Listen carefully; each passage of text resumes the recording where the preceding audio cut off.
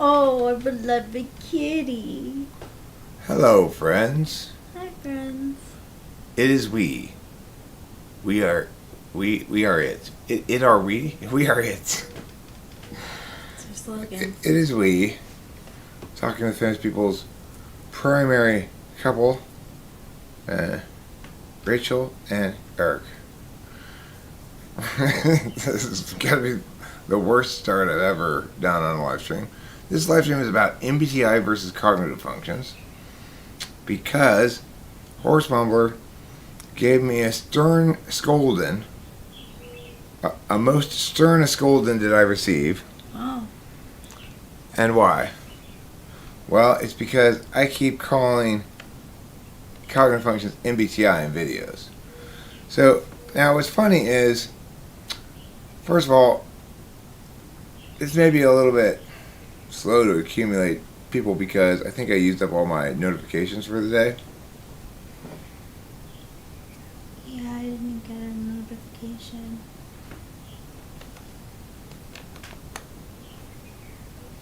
That's not a problem. But yes, it is working. We are here. We're queer. We don't want any more bears.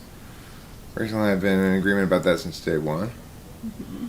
As we first got together, That we really knew that was one thing we would agree on. That was like so significant because like I used to watch The Simpsons with my dad and sister and brother, and that was a quote that we used to say like all the time. But it had been a while since we used it, and then Eric like finished it for me. I was like, I always knew it was we're here, we're queer, and then something, and I didn't know what that something was until I met Eric. He finished the... Yeah, she's like, I've been wondering about that for a while. It was interesting. Yeah. I was like, oh, that's cool. It's kind of weird that we right off the bat seem to have very similar tastes. Yeah. Hi, Winston's mom. Hi, Winston's mom. Oh, the next is going live? Oh. Oh, is it? Wait, today's not Monday, is it? No. Well, he's just going to have to compete with me. Thursday. He's Right? just going to have to compete directly, and, you know. Oh, I didn't know. How am I supposed to know? Like, I check my YouTube notifications. We were asked to go live. Thank you for saying you really truly had fun with my Geode video. Yeah, I'm glad you did too. We had fun geoding.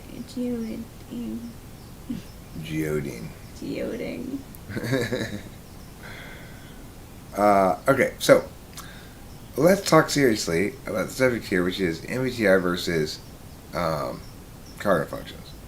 So the funny thing is, Winston's mom and Horsemumbler are friends, and the reason I started using the term MBTI more was because Winston's mom's TE seemed wise to me. That people are going to search for that hashtag, people are going to meow, and so we should meow. So I started using MBTI more. But of course, there's the difference between INTJ and INTP. Horsemumbler gives me a mighty stern finger wagging. Well, not really that stern. But he gave me a disappointed looking finger wagging for for using the term MBTI when I should be using cognitive functions. So I've got a couple of arguments about that specifically. I guess I will articulate one of those arguments right now, which is one could argue that the better strategy towards dealing with MBTI is, rather than distinguishing yourself from it, changing what it means. So how that would work is, like, I just talk about MBTI. When I talk about what I think about stuff, I just call that MBTI. And so eventually MBTI becomes defined as what I'm saying, not what MBTI says it is, you know. Would that strategy work? I don't know, but it's an argument that one could make in favor of using the term or co-opting the term, even if you're part of the cognitive function community. Because, I mean, ultimately, you have a choice, right? Do I want to co-opt that term or not? It's funny because I think about times when I've talked about it, and I definitely make a distinction between MBTI and cognitive functions, only because I feel like and specifically more than MBTI, I make a distinction between 16 personalities, because I think I took that quiz the most and found, the results to be the most inaccurate. No. In other words, WRONG, wrong. Yeah. How did you say so? So the thing is, I was sort of delighted. I hadn't thought about it before, prior to your arrival, Winston's mom. But I realized, Mom and Dad have to fight out with each other first before either one gets to tell me what I should do. Because Winston's mom told me to put MBTI. Horsemumbler is saying don't put MBTI. So okay, you Mom and Dad, you guys figure out what you're going to order me to do. Okay, I need parental consensus here. Why am I in so much trouble? Those aren't good tweezers. We should. They go out at night. They drink. They sleep around. Yes. Don't get in with the bad crowd tweezers, or you're gonna end up like those tweezers. Can you see the thing you're trying to get? Yes. I just pulled on it. Can you? Ooh, yeah. Nice. Thank you, tweezers. Hey, Jeremy Ficklin. Nice to see you. It's been a while, sir. Considering that 90% of the population of idiots are idiots who don't like researching topics they're supposedly interested in, the term MBTI is likely to draw in those types. Well, this is one of the considerations, Tristan, that I have to take into account, is if I, by virtue and merit of meanings alone, I will attain a certain small amount of audience that's choosing media for very specific kinds of reasons,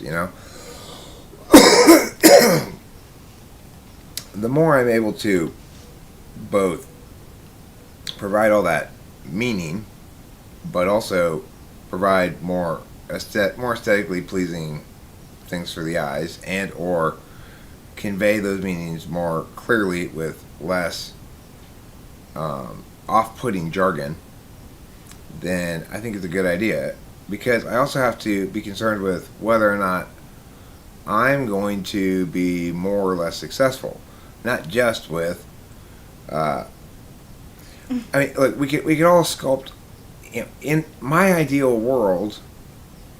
Obviously, everyone would be, they'd feel some sort of like civic duty to sit down and muck through the heavy TI stuff. Here's the thing I've noticed: whenever I do a video that's pretty serious and it's like case making, like I did in the car, it gets very few comments. The better job I do, if I'm being serious and doing basically an affirmation or negation or something, the less comment it gets. So in other words, success to a certain extent encourages mushiness simply by virtue of the fact that rigor asks too much of an audience person who's not there to learn. They're there to be made happy one way or the other. Sometimes people are made happy by learning, but by and large, like when I watch videos, I don't really watch videos to learn about things. No, me neither. I mean, honestly, if I am learning, sometimes it's mostly like self-centered based. I mean, I don't know about you, but I learn things every time I watch a show that says something or reveals some fact that I haven't heard before or known before. So, Sure. The recent example being the Doberman Pinscher thing. The reason they're called Doberman Pinschers is because a guy named Mr. Doberman bred them. I didn't know that.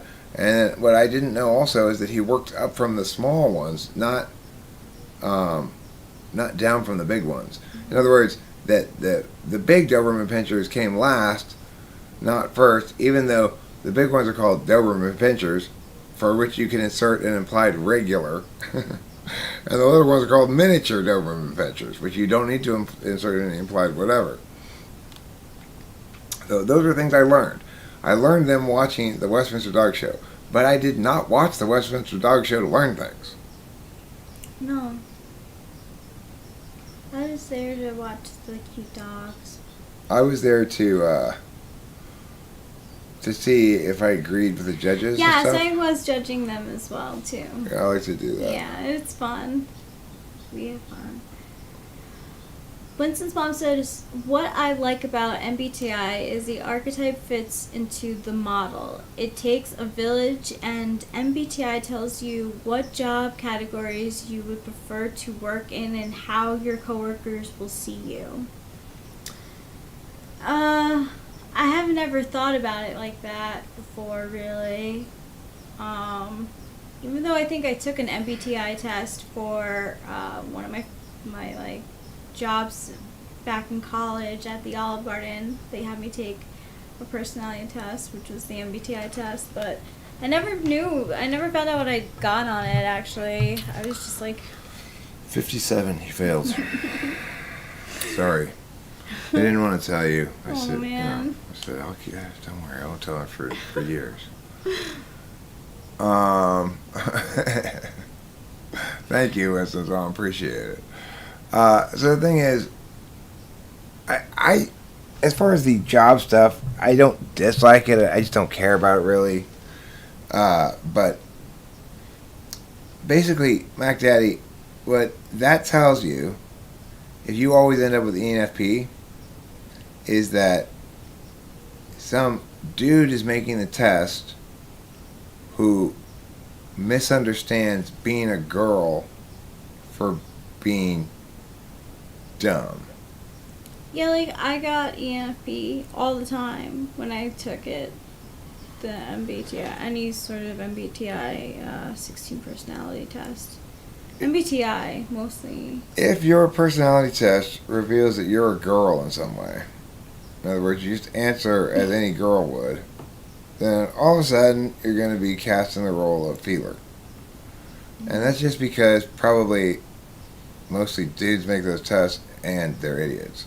You know, most importantly, the latter. The fact that they're dudes is irrelevant because I'm a dude and I know what I'm doing. Yeah. I don't mistype girls as whatever just because they're girls. And it was like mistyping too because like I'm an INFJ who likes to go out, I think, more than INFJs. Like, I mean, don't get me wrong, I'm still completely introverted and by myself usually when I'm doing these things. But I definitely, so like if it says do you get enthusiastic about something, then you're an extrovert. And I mean, the thing is this. Anybody watching this channel, me and Rachel together for the last almost 2 years now. But for especially like the last year of it yeah, or something. I mean, for who would think, who would conclude that we're two extroverts? No. That makes me laugh. It really does. Like the idea that. I mean, that's pretty much laid to rest. Oh, nice. Yeah, well, I've noted as well that the hurling of ESFJ and or ENFP at you as a way of attacking me, really, has largely ceased. Yeah. Of course, if anybody had been paying attention all along, they would have seen what I would see very easily, which is you and I are clearly a couple with one extrovert and one introvert, and I'm not the introvert. I mean, you can like there account a good many times where I'm not even in the shot. I might even be in the same room, but I'm like not really. Here's the thing. I want to respond to something Tristan said. Where's the? That's not the actual window. I'm fooled by OBS again. Okay.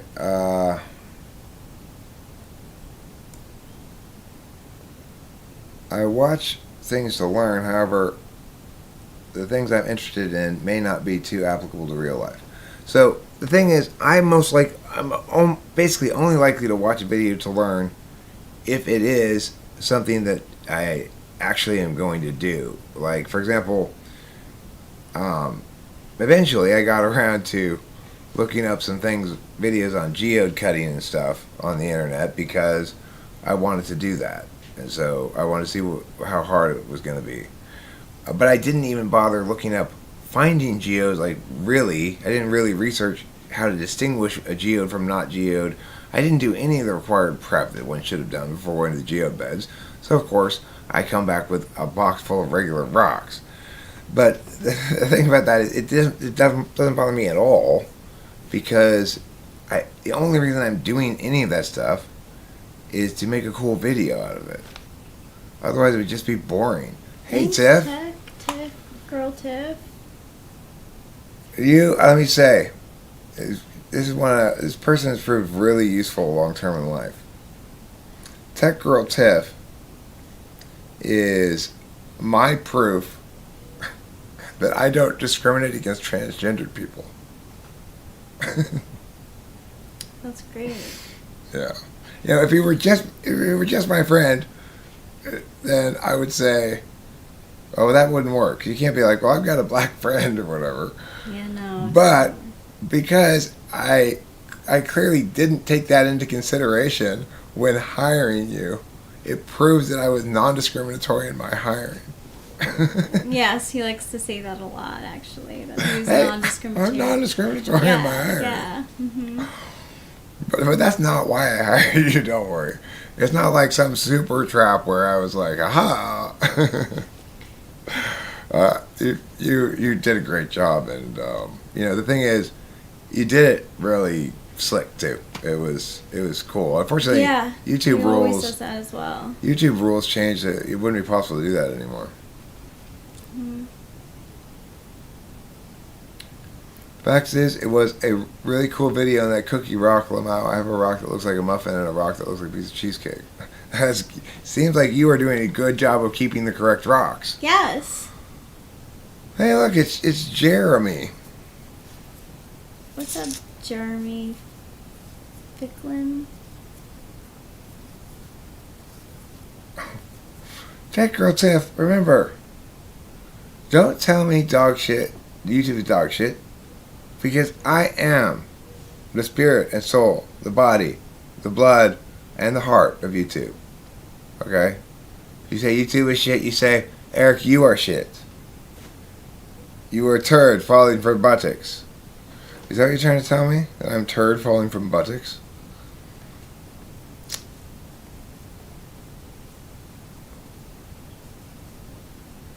Jeremy.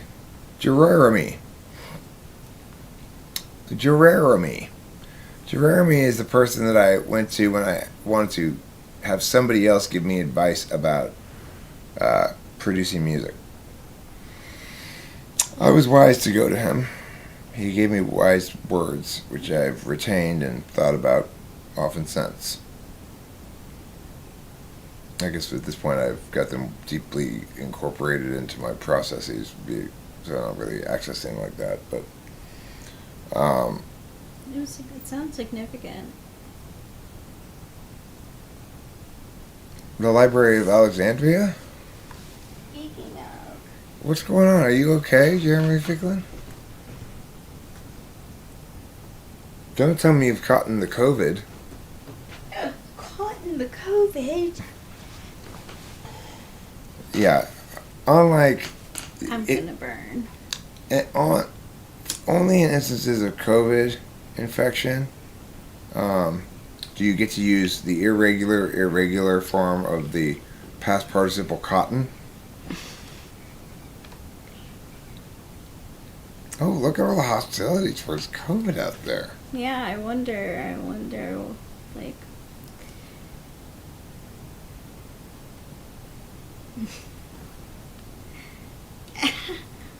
yeah. Who was right again? Yeah. Who was right?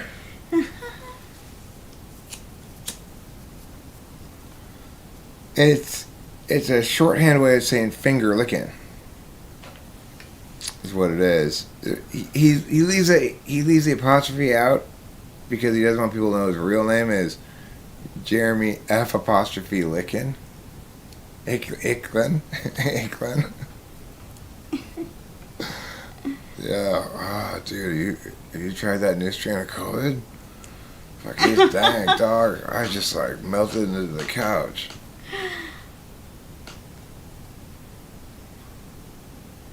Antipolar is like lack of hindsight. But what's antipolar? Lack of foresight? Yeah, I guess, right? Kind of. Antipolar? Or lack of insight. Lack of insight, yeah. If antipolar is lack of hindsight, then antipolar is lack of insight.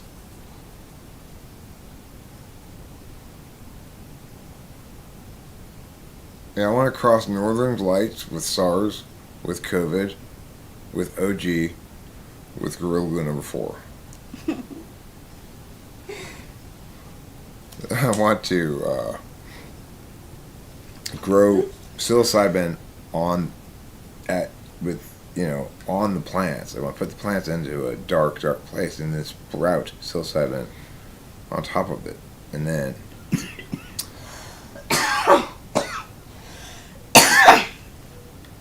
after that I want to celebrate the moments of my life.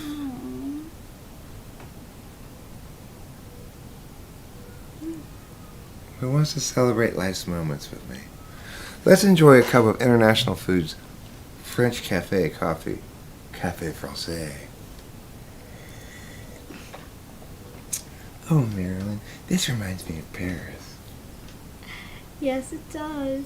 You remember Jacques. He stopped by the table. We flirted. The coffee was delicious. I can't even make that stuff. You're so good at it. Does Jordan Peterson lack hindsight? I'd say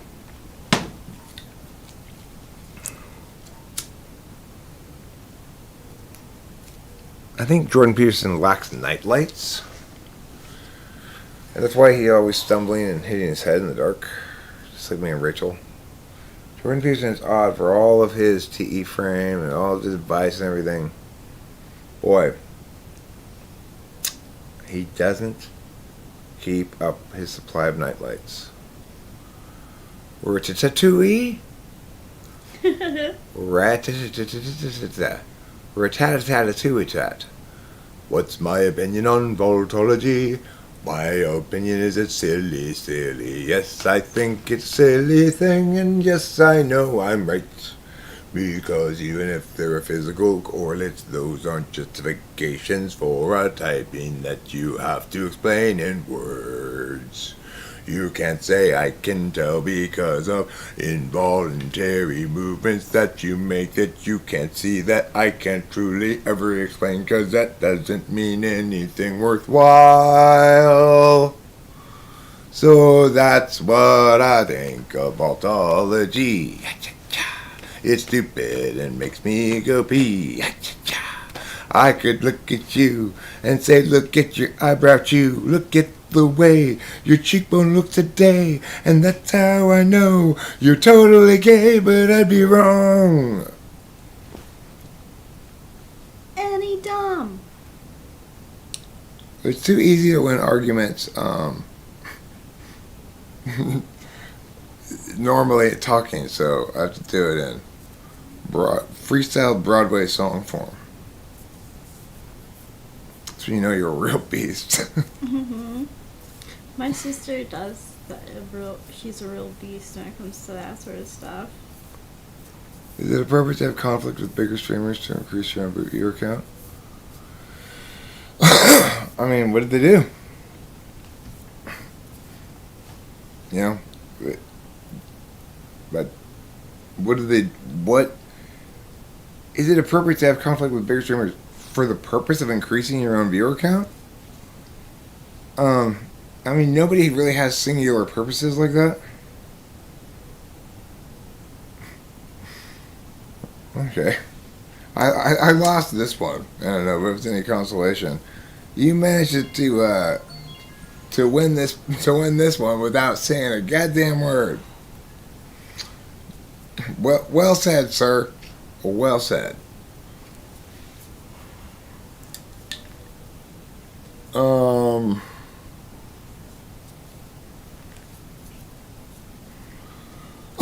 I know what OnlyFriends is, but obviously I don't like participate in it or whatever. If I forget what I did just a minute ago, does that mean I have bad SI? Could just mean you smoke too many bowls, you know, or you're just caught up in things. People tend to forget what they did a minute ago when they're really sprung too. So if you're really awash in dopamine, then you move away from what you've just done very quickly, I guess you could say. And I don't think that forgetting what you did just a minute ago necessarily links to SI. If it's that close, because look, SI polar all the way through dominant has approximately the same amount of working memory. So it SI doesn't link to working memory. It just links to episodic memory, and that's what you have to test. Would it be hard for an NI polar person who is studying typology to correctly notice type differences in people in the manner of an intuitive hunch, considering TI is either 4th or 5th? Yes, I think it would be difficult. You know what? Yeah, I do. I always think of, when I think of ESTJs, is when we were watching the Great British Bake Off. The woman who won was definitely an ESTJ, and that was SI tool. Her being able to make all of those desserts, and she did it so well consistently. That's a lot of TE in baking. And she was always in top marks consistently too. I think she messed up one or two things, but I just think of SI tool showing in that sort of way. I think she won because of her SI tool. But yeah, I do think that NI polar will play out exactly like that. Yeah, for example, I do too. with ESTJ, they're going to my dad reads FE wrong all the time. So he'll come home with some explanation of something that happened with his interpretation of why it happened, which is totally a wild conclusion to draw based on what he told me in terms of the facts that happened. So one time he came home from the doctor's office and he thought that the doctor and the nurse were mad at him because he referred to the doctor as a young lady, that they were offended. Now it seems very obvious to me that had nothing to do with what was going on there. That he said, well, I talked to that young lady. It's not... That's NI polar learning about wokeness as a thing from TV news, basically. And then the funny thing is he's always been quite authentically woke. That's another kind of benefit of NI polar. Mm-hmm. They don't tend to just categorize people into, well, you're one of these and therefore you're necessarily like that, because everybody's got their own experience and they assume that everybody else has the same SI tool function, that personal kind of knowing, and they basically assume they can't really know how you know, except that you must know like them, I guess. Yeah, that you know like them. That's definitely for sure. My mom always said if I can do it, you can do it. And I would always be like, that doesn't apply here. But I'm not saying that's a bad thing. Like,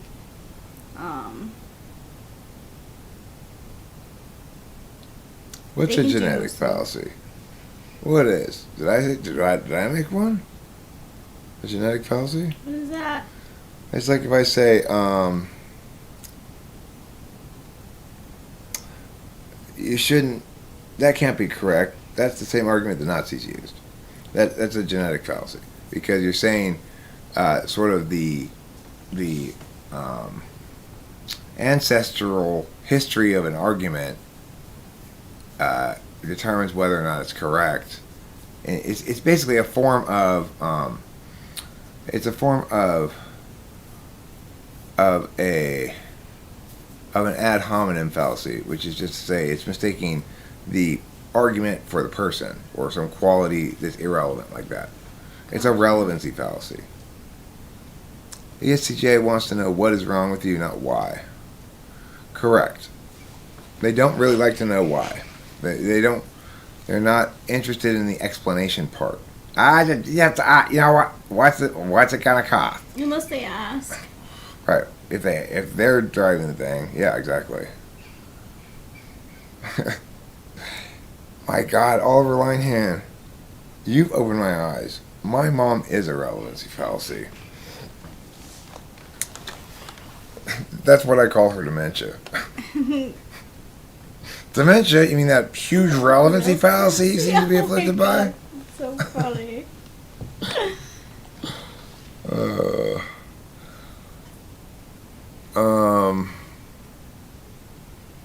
Derek, do you have a video on the most common psychological disorders associated with each type? Is there any correlation to begin with? The Britney saga have been wondering of late.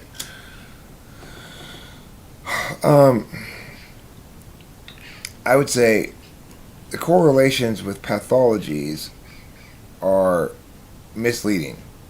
That, in fact, there's only really one strong correlation to disorder pathologies versus and then there's a different let's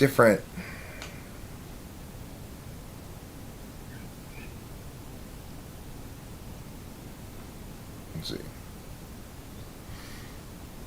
it's trauma basically. That's what I'm trying to get at. I'm stumbling here with all these various things in front of my eyes, but it's trauma. So behavioral disorders of various kinds that are not linked to psychosis issues, they stem from trauma. Different types may deal with that trauma differently. Some types may be more or less likely to act out in ways that society deems unacceptable, or something like that. But the actual disorderiness of it stems from almost every time childhood trauma. If you were not raised by loving parents, and you didn't feel safe, and you felt betrayed by the people who were supposed to be there to love you and take care of you, then you never really learn how to trust, and you're fucked. So then people got to deal with, like, okay, why is this person behaving so poorly or as though they were malicious when I know they're not? Now, if you're talking about, like, psychosis and stuff, that may link somewhat to cognitive function stack. It would seem to me that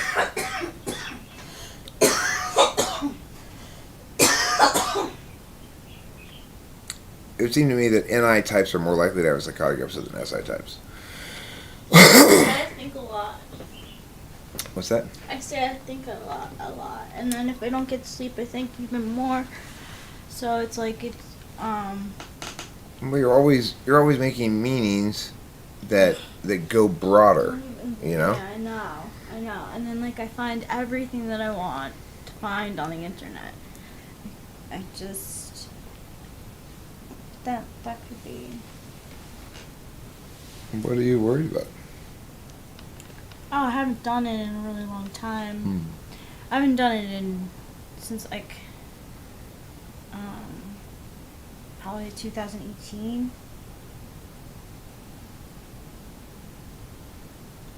I was feeling singled out. Jeremy Ficklin? Well, I mean, my inner critic, or at least my inner critic doesn't consider itself stuck as inner. Why are you singled out? Who singled you out? Was it me? Did I single you out? I don't know. We ate a bunch of edibles earlier, so I'm a little bit scatterbrained right now. That's a good thing. Yeah, it is. It makes me kind of comfortable. I'm just gonna... Like a bumpkin umpful. They're fun. I like these a lot. Yeah, these Delta 8 ones are good. Mm-hmm. I highly recommend it. If you're going to get edibles, just don't even bother with any edibles but Delta 8s. Mm-hmm. They're good edibles. They get you high, and they don't... and they last a while, too. They do. Like, I feel the effects of it right now, and I'm not even done with my bag. Oh, and no, I'd hardly say that. But I am happy to be here. Happy to be hugging you. Congratulating you on your earlier win.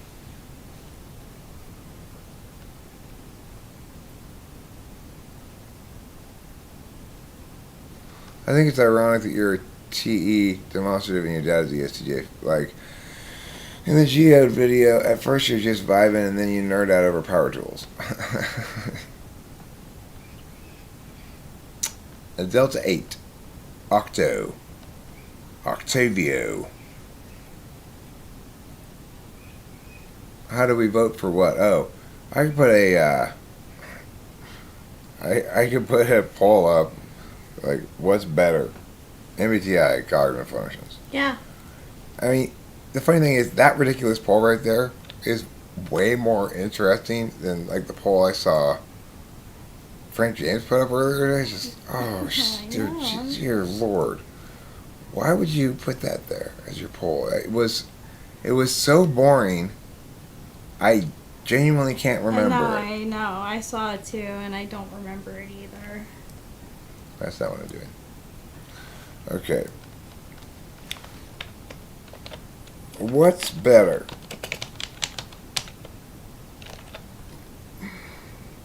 Don't need to correct me and say, which is better, Eric? Fuck off. What's better, MBTI or cognitive functions?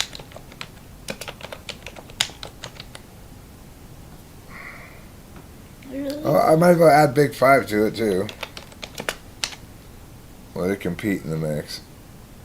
That'll distinguish between MBTI and cognitive functions.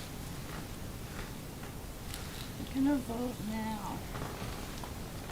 I'm going to vote for Big Five. It reminds me of my favorite sporting goods store.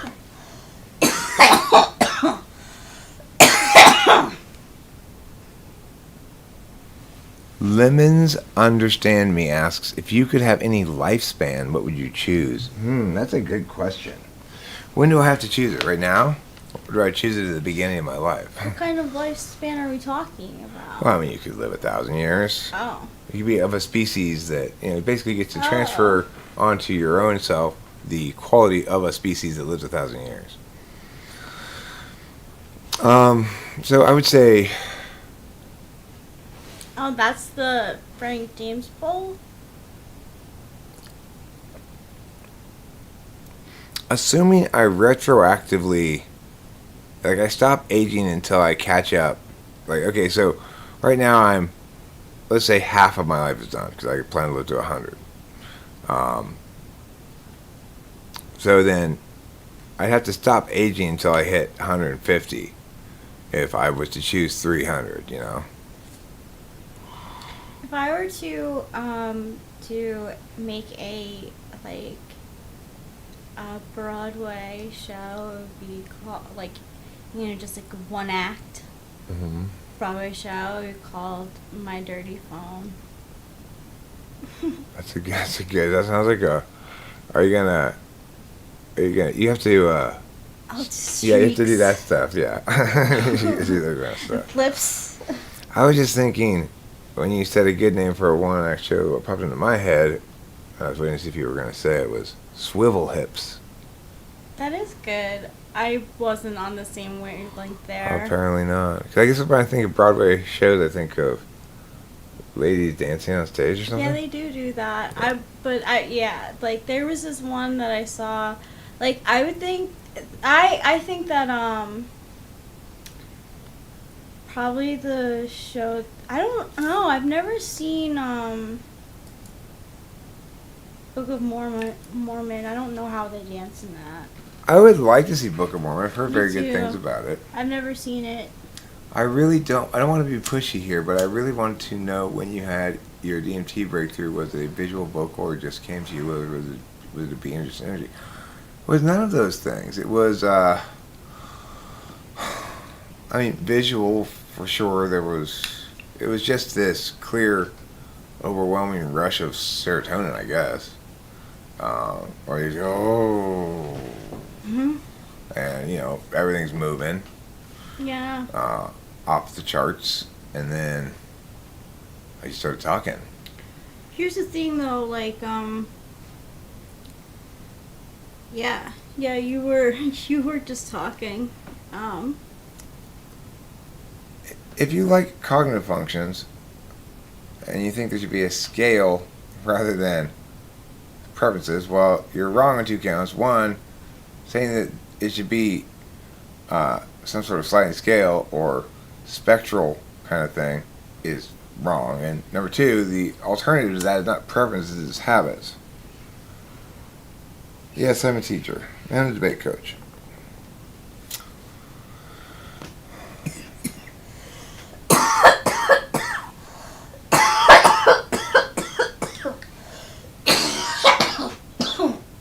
What I was saying was, I get that I hadn't theretofore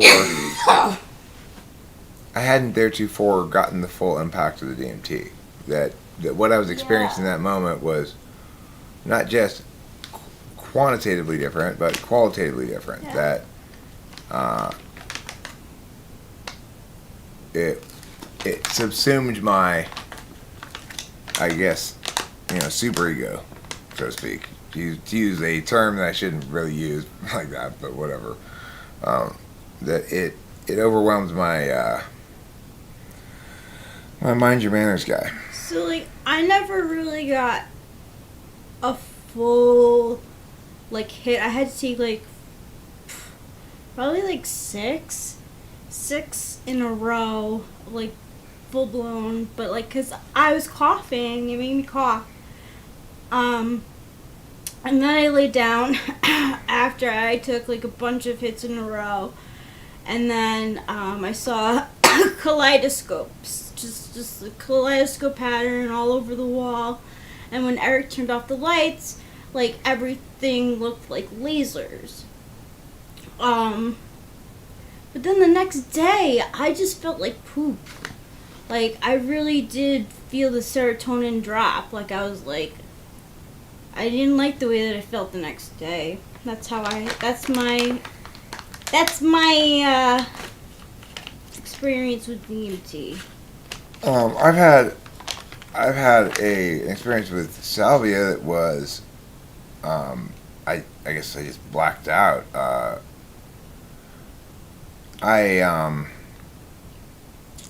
was at my pot dealer's house back in the day. This is a long time ago, and I had gotten some salvia on the way there, and I hit it pretty hard. And then the next thing I know, I come to, and he's like, and I'm still in the garage, and he's like, okay, hey, because apparently I had gone inside his house, said something to his wife, I don't know what, just said hi or whatever, and then and gone back outside without, I have no recollection of doing any of it. I just was I took a big hit of it, and then next thing I know, I'm standing there, and he's just like, hey, after I had already done all that shit.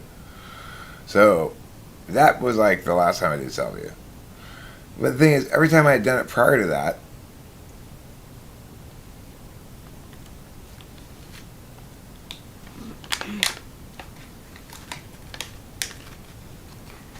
it's your real name, but as you were, friend. Oh, I see. Fate Wind is saying this.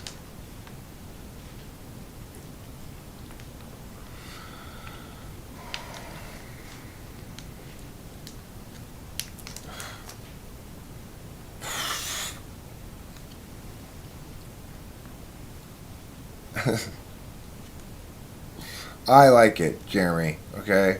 I like it. That's why I'm naming all of my children Jeremy Ficklin Strauss the first, Jeremy Ficklin Strauss the second, Jeremy Ficklin Strauss the third, and so forth. So I love that name so much. There are some interestingly named people on the soccer team. There was the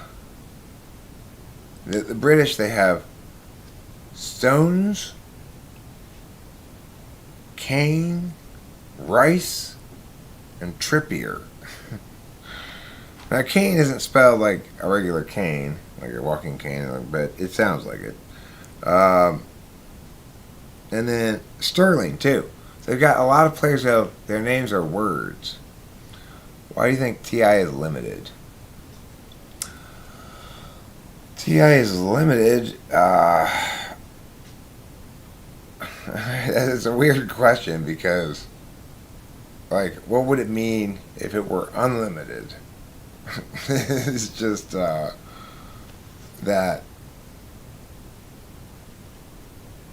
Okay, well, I guess what I think to answer your question, which is sort of like, can you comment upon how TI deals with lower resolution data?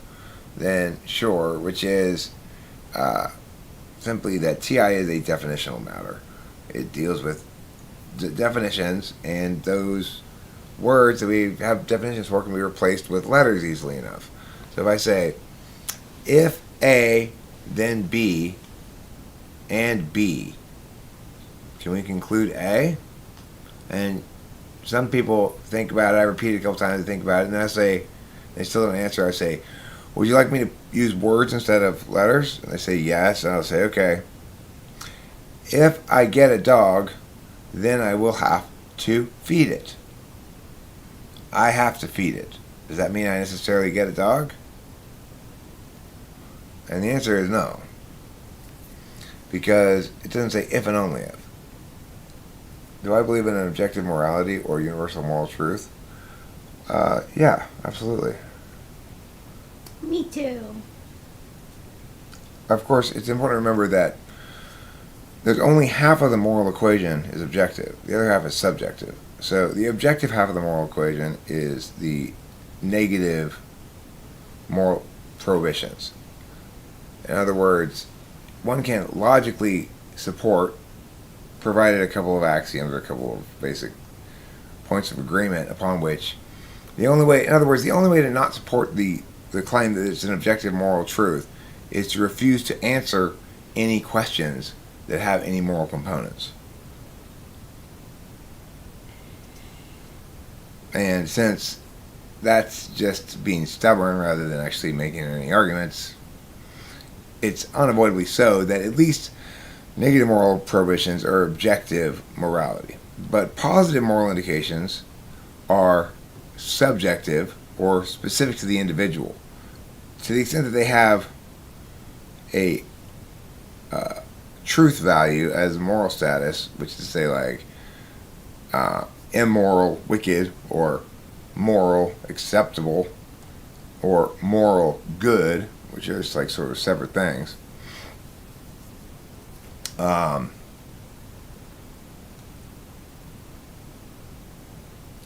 think what Lemons understands me is really interesting because I want to show. I have this app that says that Eric Dale Strauss, 4/27/1971, is a leader. I'm a leader who's pioneering sincerity in building freedom. Sounds pretty American. It does. I'm a leader who pioneers sincerity as I build freedom.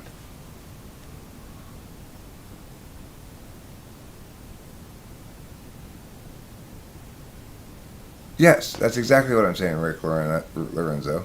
That's exactly what I'm saying. That because an individual's agency can be directed in infinite possible places, so there can be no moral obligation to do that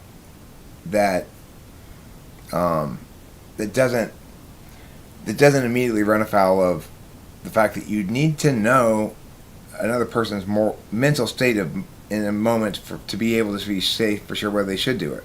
You use the drowning child argument. Where there's a child drowning and a guy's walking by, if he doesn't save the child, then he's being recklessly callous in a way that's immoral. He has an obligation to save the child, even if it means getting his suit wet. What if he can't swim? What if he himself, it triggers a PTSD incident from his own childhood when he was drowning? What if, I mean, it's like, that's why it's impossible to have positive moral indications that are universal. If you want to universalize those, then you have to sort of outsource that to a magical thinking frame. I personally go with Christianity. Anyway, so the thing is about negative moral prohibitions is that's very different. You can, in other words,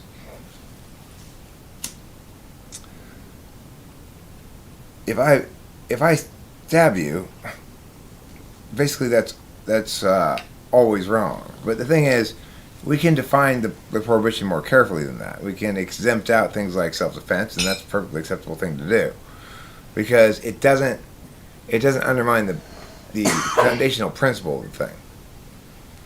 I didn't follow the conversation, so I don't know much about the context. Well, the context is meh. For me, I believe the functions and letters are two systems, and typings in each system could differ but be equally as valid. Only the names are the same, which causes a lot of confusion. Okay, so if they could be equally valid, then the next question is, are they necessarily equally valid? And how do you determine whether or not they are equally valid?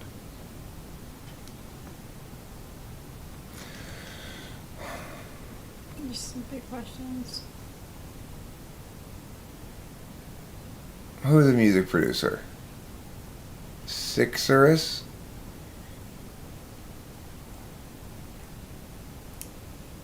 Good guessing, Wind. Let's see. I want you to be comfortable, so I'm masquerading in my autonym.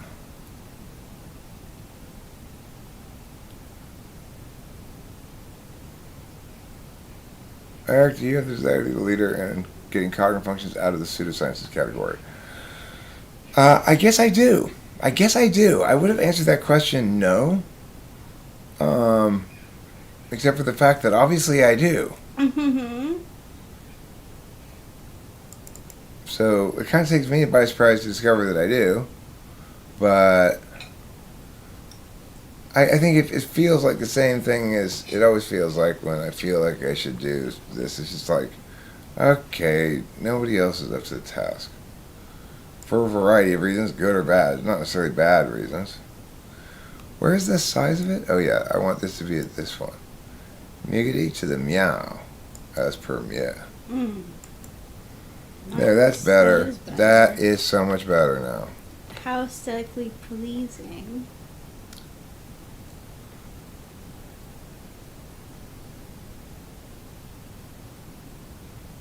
Who wants me to do their numerology for them?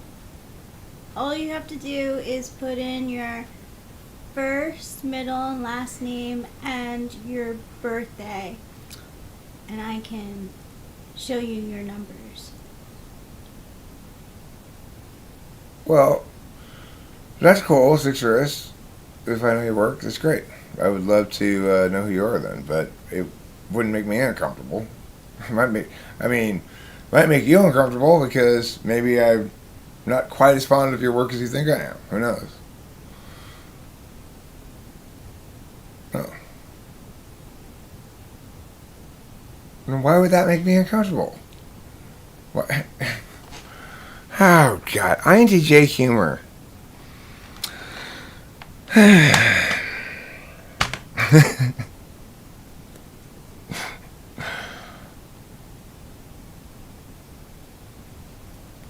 A 10-minute crash course in Sixerus. As my friend said that she was one letter away from her boyfriend's type as a way of comparing similarities, and she's not an INTP, right? One letter away. I mean, it's not impossible to be in that situation. Like if I type an ENFP and get a lot of extroverted intuition out of them, and until I ask TI questions, I may very well be already down to one letter. It's either ENTP or ENFP. But ENFPs will not necessarily reveal their ENFPs before you actually test their TI directly. Oh, we aren't derailing. We're re-railing. We're re-railing, hard sailing, and good nailing. Hi, King Man. Are you really the King Man? Or are you just a prince masquerading as your father? Ooh, that's a really good question. Just Eric asking tough questions. Oh yeah, dog. Still have to read more of Jung's book. Still believe functions are as real as anything. I'd be curious if some people start thinking it's real, then become unconvinced over time in the concept. Does that happen? Is that my dad?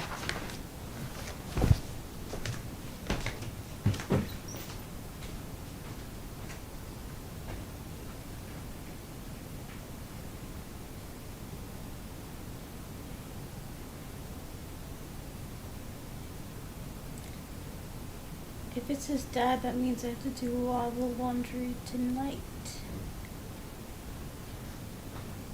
I could have sworn I heard a person out there, and I know my dad's not supposed to be back yet. Not until Friday.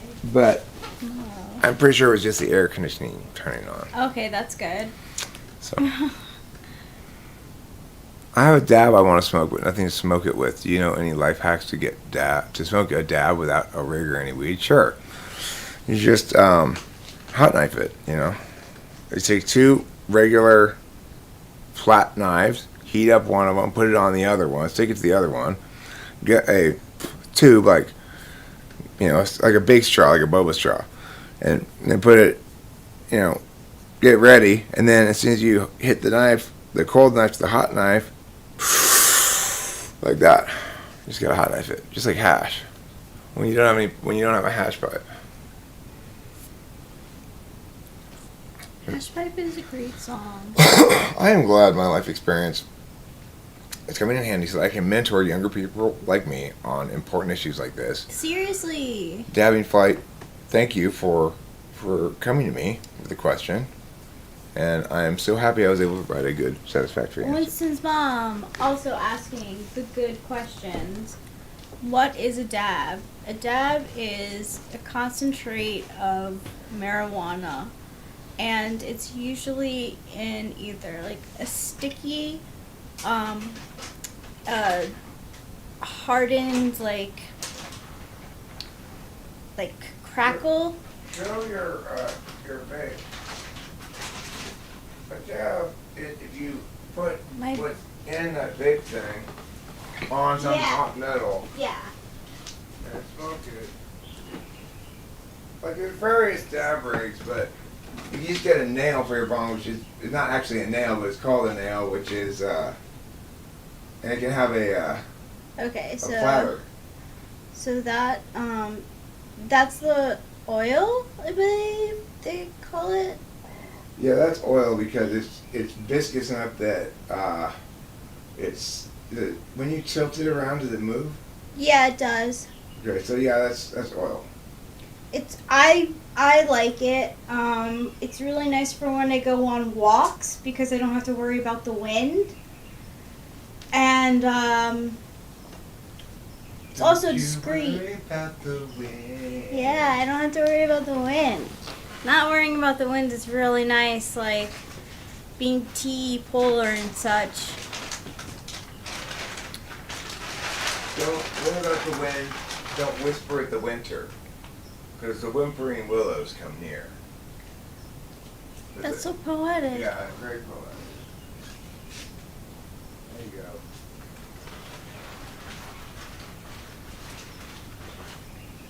Corey has a nice, This one's nice too. I had to charge it actually. Corey has one of these, and that's what was smoked out of the DMT. But you click the button 5 times. 1, 2, 3, 4, 5. What is your problem? Why are you so picky? He's not happy with the birdseed anymore? Do you think he wants to eat one of these fruits? That's a big question. This looks really good. This fruit looks perfectly ripe right now. We really should eat a piece each. Would Okay. you like a piece each? Would you like a peach or a nectarine? I had a nectarine already. You It want was to share good. this peach with me? Yes, I do. All right. Let's cowboy it up and just eat it with the skin like this. Sure, I always eat with the skin. I never knew that there could be another way. Mm. Oh my God. Mmm. That's a good peach. A peach is muy espectacular. Mmm. As they say in Mexico. A perfect treat. A perfect treat for a perfect lady. Thank you, babe.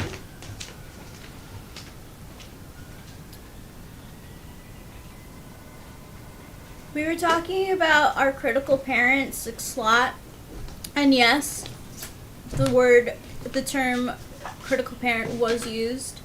Yeah. I was talking with Rachel before we even got on the air, I think, right? Mm-hmm. About how that's one metaphor I like to use because I think it's so appropriate. Hmm. And like, I asked him how mine manifests, and he was like, well, you know, whenever I say that my feelings are hurt, you cry. And I was like, oh my God, it's so true. Like, I fucking can't stand it if I hurt his feelings, especially on accident. It's the fucking worst. And I do cry. That's such, and then, then in other ways, I demonstrate it with, like, Kitty. Oh yeah. And with Eric too. Like, I just love to tell him that I with love me too, yeah. Yeah, I just love to tell him that I love him. And my mom. And your mom.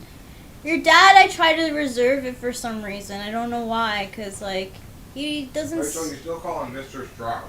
Yeah, I do. Because that's what you first told me. He never corrected me. Should I just call him David now? He's never corrected me. Yeah, sure. Yeah. You should call him David? David. Okay. I never really thought about it. I mean, if I were you, if I had your conundrum, I'd probably avoid it by just not addressing him by name. Okay. You know, that's how I would deal with it. I'm not giving that as advice to you necessarily. You deal with it however you want, but I'm just saying, knowing me and my third slot FE, I just, instead of trying to resolve the FE question, I just avoid it by never using any name. Okay. Like, oh my gosh. I'm stereotyping. I'm not gonna say it. Am I stereotyping? No, I was going to say that I'll act like a certain way, and it was like in the stereotypical way of saying it, but I'm not going to, because I know that Gen Z doesn't like that stuff, and I'm trying to be more aware. Well, sometimes, I know, I can act a little bit like a Bavarian.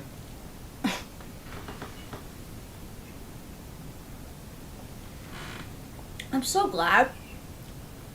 I was gonna ask you today, right before the stream, what you felt like What race I am? Yeah, I'm Bavarian. Right? Bavarian.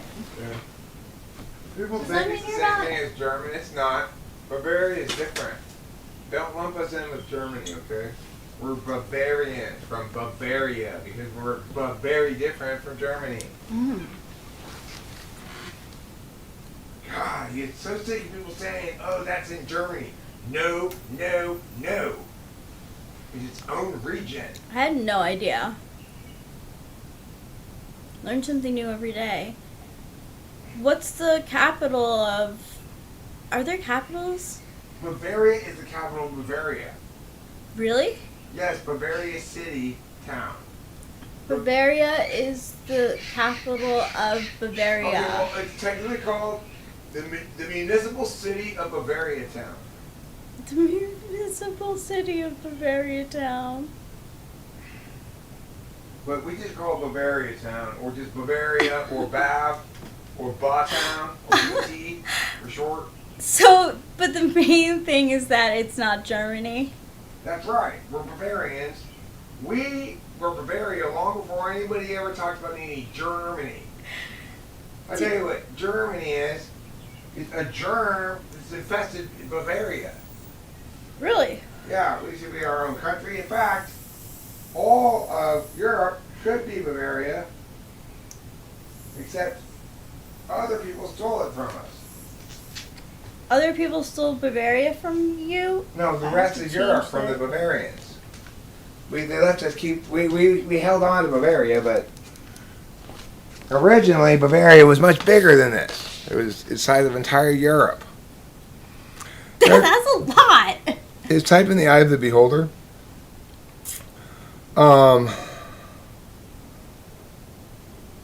Well,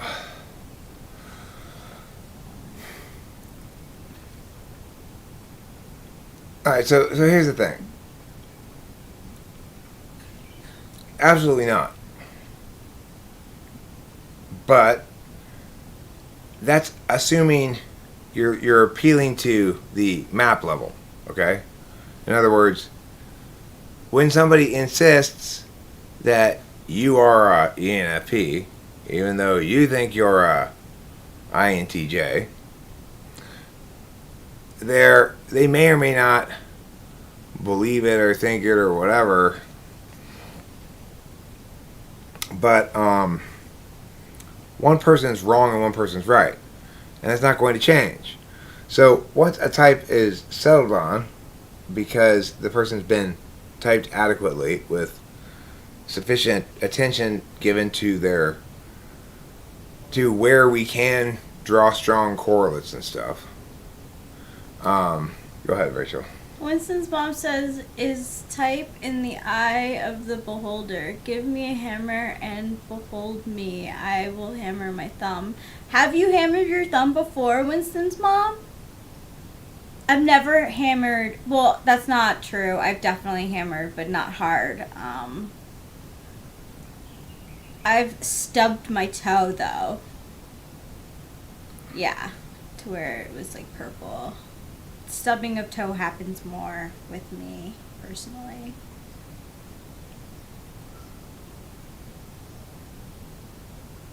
I get a lot of paper cuts, though. Or like scissor cuts. You know the old saying, you can hammer my nails, you can hammer back drinks, you can hammer a point, but don't hammer my sink. It's good to know. You slammed your fingers in a door by accident. You seen my finger? Oh, I've done that before. I've done that with the car door. Oh, fuck. How many fingers did you get? Yeah, pulsating. That's right. Mm. That's a very apt use of pulsate because it's exactly what it feels like when you bang your finger. Mine looks a lot better now, though. It does, though. But it's still too fat. It's like a little bit bigger, thicker. And I think this nail's going to come off. It feels dead, and if I push too hard on it, it hurts, you know? Mm-hmm. I do. smashed it with a did rock. that with my toe. My big toe. I've had a couple of injuries on camera. I broke my finger one time on camera, too, scratching my butthole. I'm not trying to hurt myself. I am very much trying not to. I am not doing those. If I have two specific occasions I can remember hurting myself on camera, but I bet there's probably been another. But yeah, I did injure the camera a little bit this last trip. Its crack has spread. How did you do that? I dropped it a bunch of times. A bunch of times. Shit happens, you know. Oh, I drop my phone all the time. You know, Eliana D, are your fingers okay? Are they still hurting? Did you break them? Yeah. You alright? As I indicated to Rachel in the car earlier, I needed to keep in mind Matthew Cate's wisdom. When I would used to invite him to play around with power tools, make this thing or whatever with me, he'd go, "Well, man, I avoid hand injuries at all costs." Because he's a musician, but I'm not nearly as careful as he is, but he needs to be more careful because he's INTP, probably, possibly INFP. I don't think so. I think he's INTP. It's just, I've never even wavered on his type for 1 second until the last time I was talking to him, he was really drunk and I was trying to ask him TI questions, but I think he was just sort of like fucking around and not answering me. Because I've had stiff TI conversations with him before. So he's probably INTP. Yeah. Stiff conversation is a good term. Stiff conversation. Well, you gotta watch every dance step you make around INTPs, you know. If they're in an arguing mood, they will bring the correction. They will bring the red pen to the party and correct your essay right in front of everybody. No, that's wrong. You used the wrong word.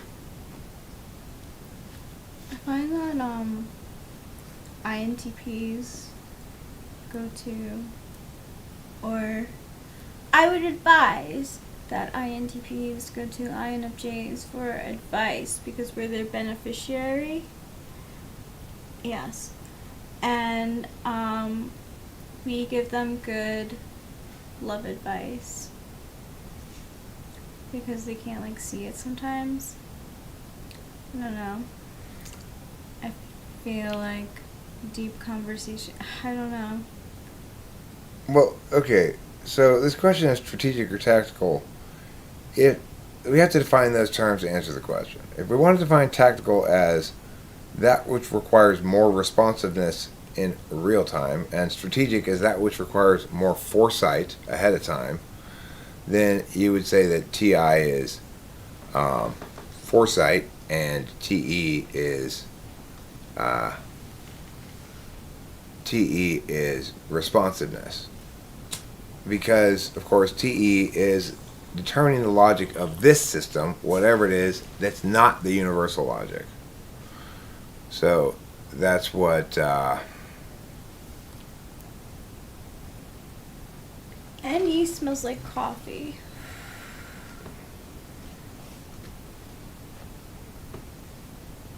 Which type is most clumsy and accident prone? Probably INTPs. I mean, I remember just laughing at Susie. Susie's an INTP who came to visit in Laverne, and she was riding Kimberly's bicycle, and I was riding my bicycle, and Kimberly's bicycle wasn't perfect, but it wasn't terrible, but she was just like, how can I even ride this? Oh! And then we were at the lake fishing for the 4th of July, and she was having fun, being physical, swinging around this like string with a thing on the end of it, you know? And I was just like, here it comes. Sure enough, she's like, oops, I let go of it. Swift Eagle. No, hey. Swift Eagle. I've got some words for you. Thank you so much for your service.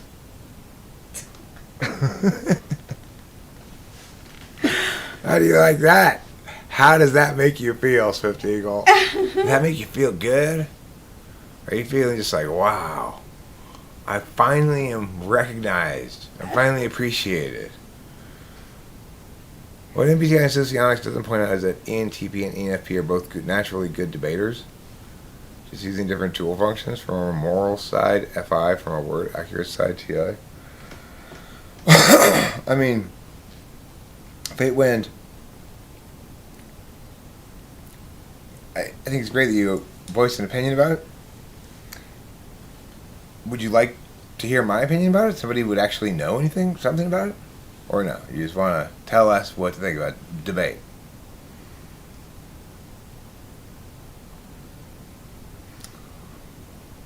The interesting thing is ENFPs can be successfully trained to debate, but you have to prep them.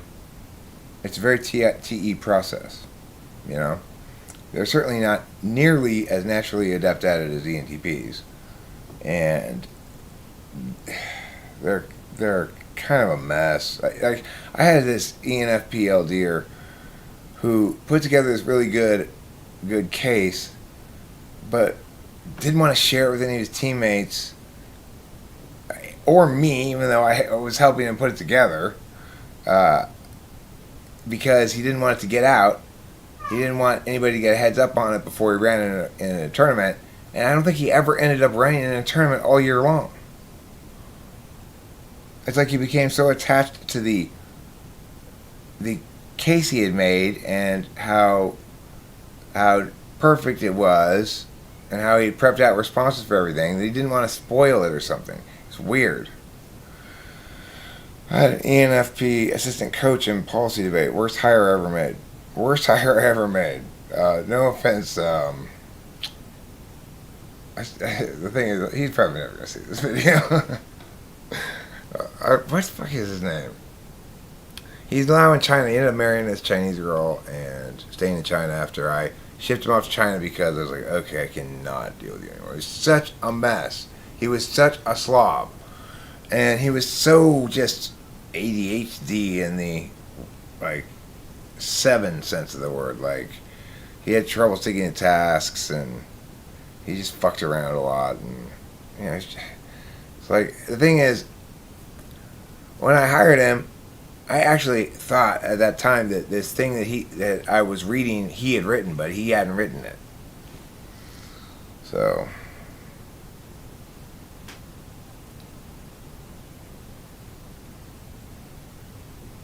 I mean, here's the deal. They can TE their way around the TI polar in debate simply by having their round mechanics down better. In other words, ENFP is certainly capable of recognizing argument mia as being argument mia, right? And if you've got them trained to be responding, when somebody runs argument mia, you run argument mia, okay? You pull the card and you run it. So, in other words, if the coach is taking over their TI, basically, then ENFPs can be pretty good, pretty successful. But they're not going to naturally be good at it because they're going to keep running afoul of the fact that they don't want to have to substantiate their claims about things in general, because that's not using their tool function, right? It's like their tool function says, these are my boundaries, these are my precious somethings and my boundaries, and so I don't need to justify them. And an ENFP therefore has to be somewhat trained to put that aside, prioritize just NI and NE mostly, with TE for the round mechanic stuff, and they can be pretty good, but yeah, a lot different.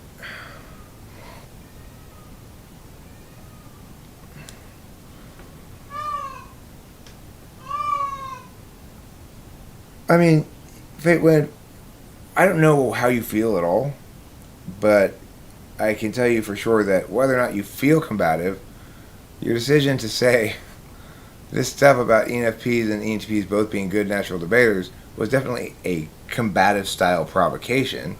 You know enough about me and that, and to, it's like, it's like walking into astrophysics conference, and well, actually, the Mars is closer to the Neptune, some shit like that. Like, wait, who are you? What are you talking about? You don't.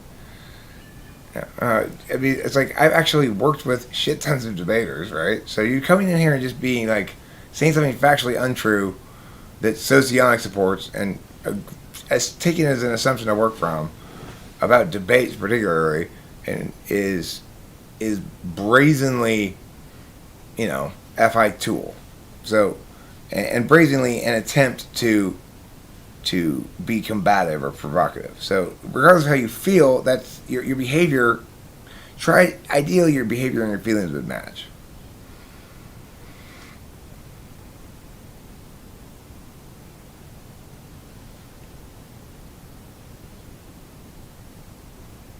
How can you tell for sure if you're an FI or an FE user? It's like Rachel demonstrates FI to me in order to check upon how this to check upon her status in my head and to make sure that no changes in overarching perception of us and or her have occurred, that we're in a stable equilibrium of happy Eric, not worried about relationship or bothered by Rachel at all, or anything, with me. So the thing is, she demonstrates loving me in order to elicit confirmation that I'm not pulling away or something, and then she doesn't really require me to demonstrate it in the same fashion. Like, I probably forget to say I love you or initiate the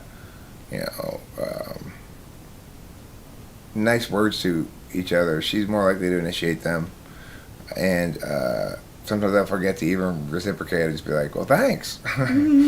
But quite often I would probably, it's tricky to try to always reciprocate things directly.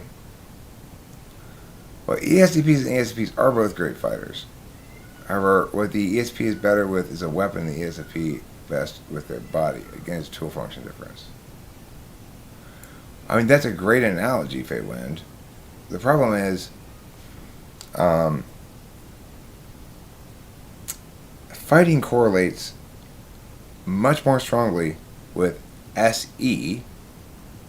If you're going to assume this is the case, okay, that those are both great fighters, let's pretend it is.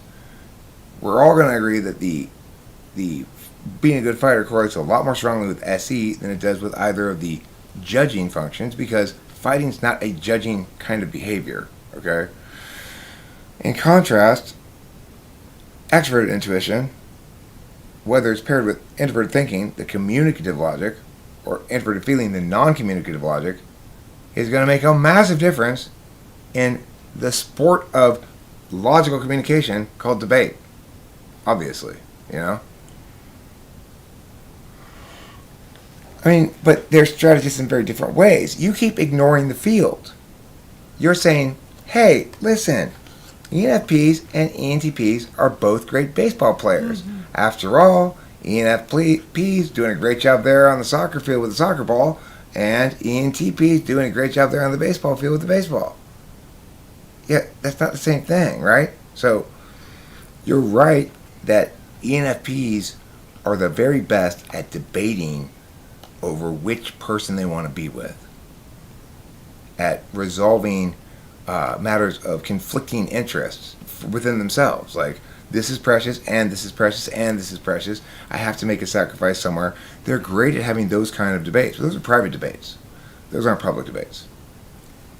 I want to bring up a time that might be forgotten when Michael Jordan played for Major League Baseball. So he did play in baseball for a while. He suffered. He was not good at it. Just because he was great at basketball didn't mean that he was going to be great at baseball. Good point. Yeah, that in fact, the kind of debate that FI is suited for is the private, subjective debate that one has within oneself, maybe within one's immediate, intimate family, about things that are of significant importance in your actual life. Important life decisions, whether or not you should still stay with Bobby because he didn't cheat on you, but what he engaged in could be classified as an emotional affair or something like that. These kind of questions are significant points to debate in society. We debate them mostly within ourselves privately, but we often debate them within our private circle. So in other words, we tell our confidants, our close friends and stuff. Okay, those kind of debates are where the ENFP will kick the ENTP's ass all day long. Right? ENTP will fail at those debates completely. Will fail to understand what's being debated even hardly. But if they have a chance to watch the behaviors being gone out over there, they can emulate the language eventually, and ENTPs can probably become very good at emulating that kind of language. However, that wouldn't mean we'd be as good at actually debating our own feelings or matters of authenticity and preciousness and boundary crossing and stuff. So the good news for ENTPs is debates, as we understand the term in a meaningful way, doesn't refer to that kind of thing, does it? It refers to a competition debate using logic, TI, to adjudicate the round. Passionate appeals to emotions don't work. Not any kind of high-level debate where you got decent judges. All the judges are TI users. So, got 90% of the debate population is TI using, and probably the same amount of judges that come out of competition and come back to judge, which a lot of them do. It's a good way for them to make some money when they're in their, like, what I would call your real tween years, which is 18 through 25. And debate requires a lot of structure and stuff like that. So ENFPs are great at the non-structured kind of subjective, particularist debate that is very important in people's lives, but is not the kind of thing that we debate about publicly, not public policy and stuff like that. They're never going to have a chance at being as good as an equally motivated ENTP. Well, they're not the worst. ENFPs can hold their own, sort of. I mean, they can be okay. They can be pretty good. I actually said I had an assistant coach for policy who was an ENFP. But ESFPs are terrible. ISFJs are terrible. INFPs don't like the conflict and don't want to do it. ISTPs, they have a low ceiling, generally, because they...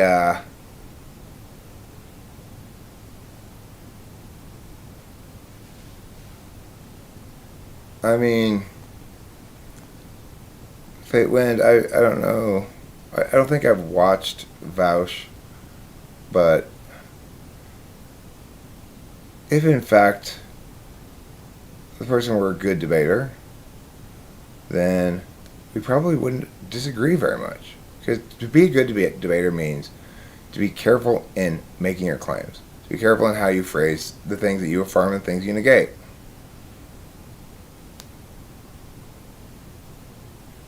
No, but Fate Wind, remember, when somebody is on my debate team, they're a debater. And when someone's an ISFJ and on my debate team and competing in tournaments or something, then they are an ISFJ debater. When you have an ESFP on the team, you have an ESFP debater. Because why? Even though they're doing a poor job of it, they're still studying in class. They're still sitting in class and still going to tournaments and maybe having a partner or maybe not. They don't usually last long, but that doesn't disqualify them from the status of debater. You don't have to be good to be a debater. You just have to have competed in a tournament. I have a definition for this for the kids. Once you're a real debater, then you can make actual informed opinions about it. I'll tell the kids about whether you want to do it or not. So you have to go to at least one tournament before I'll back any request of yours to get you out of my class.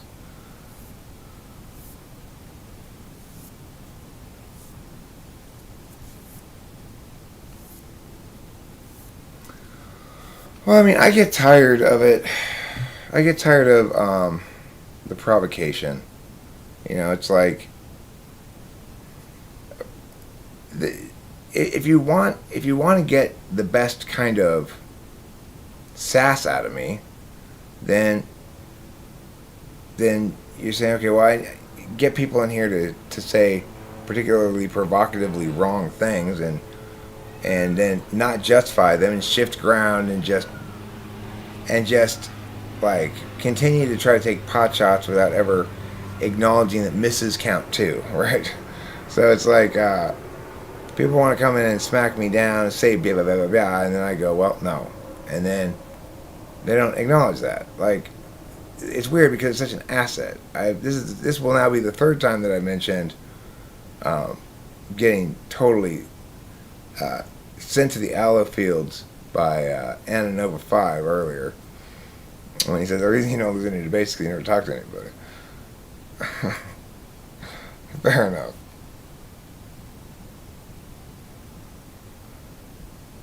I mean, Bausch is a great rhetorical debater. What does that mean? Does he make the correct arguments or not?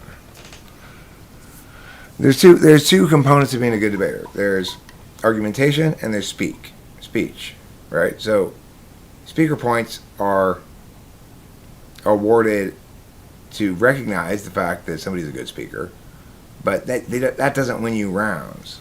So you could have lower speaker points and still win the round if you win the argumentation chains. So the single best definition of being a good debater is arguing the best argumentation chains. That's not a cat, it's a peacock. Yeah. Kitty's somewhere enjoying herself outside.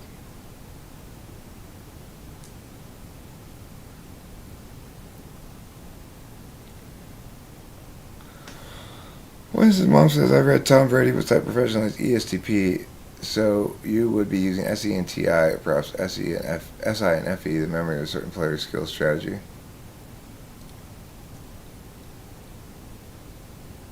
I think he's ESFP. I think he's ESFP too. I mean, here's the thing.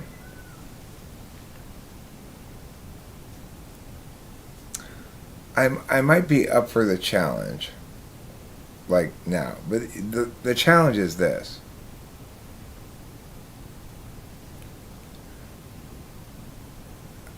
I think maybe for the first time right now, thinking about it, I think maybe I do believe Gordon Ramsay when he yells at people. Boom. I couldn't remember the name the other night. Gordon Ramsay, yeah. You know? Yeah, it's a peacock.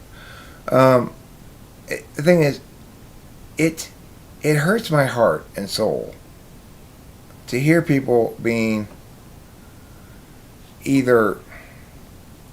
It hurts it either way. Either they're engaged in sophistry for FE reasons, or because they genuinely just aren't capable of recognizing when they're wrong or right, or distinguishing between those. Well, then please get me invited on, or I would love to do so. I think I've maybe emailed him before. I don't know if I have or not. I'm certainly down to debate him about whatever. So you just got to make it happen for me.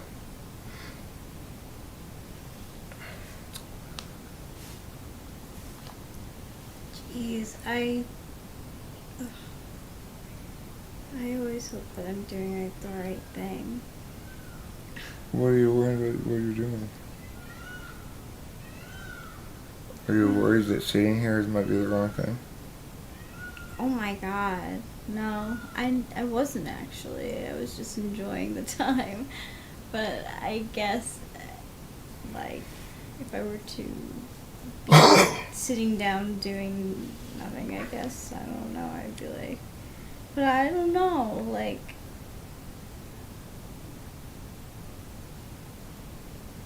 I mean, and Fate went. I mean, I am formally asking you. Please do contact him and tell him I'm very interested in debating him about whatever topic he wants,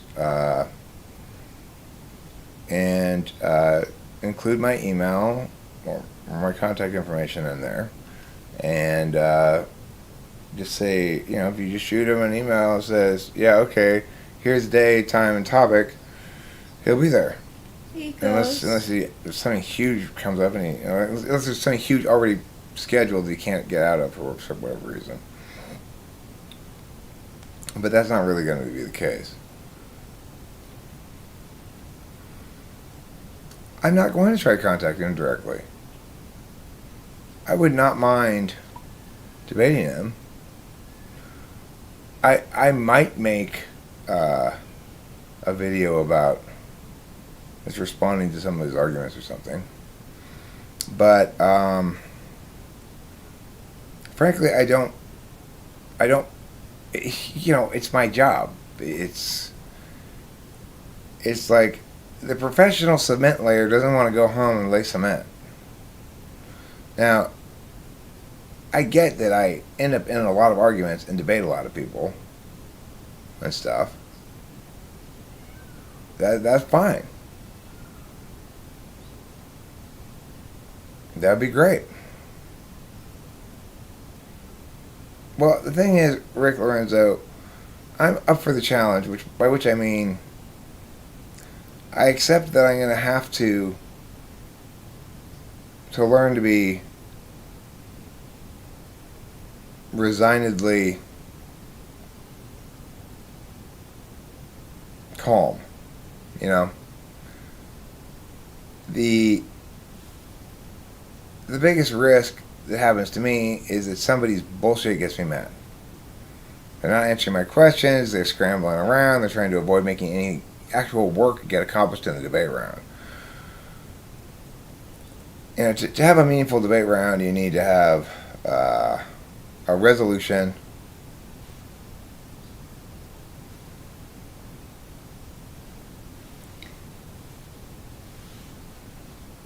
I mean,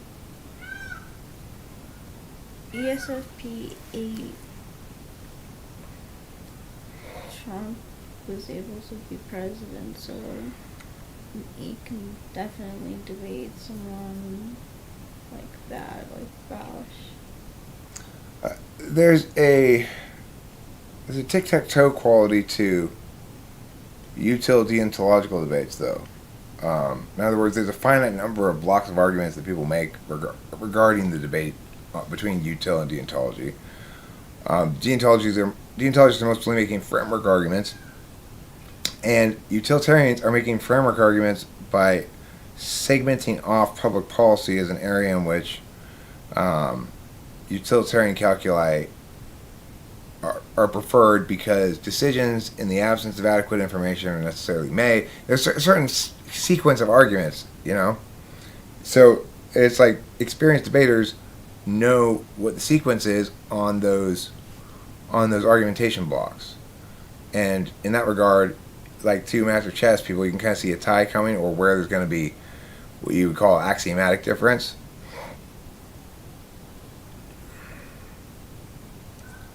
I do a lot of SITI stone locking host. I don't even know what that means. Do you?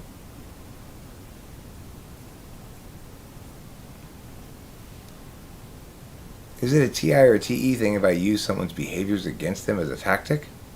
I don't know.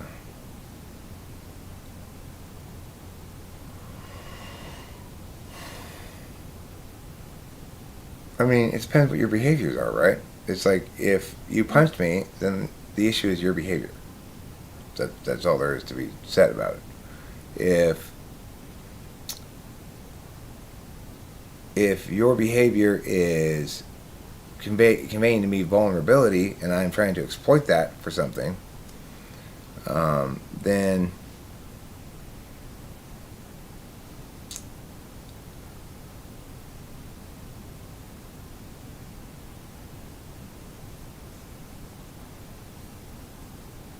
I lost my train of thought because I'm looking at this thing Matthew said.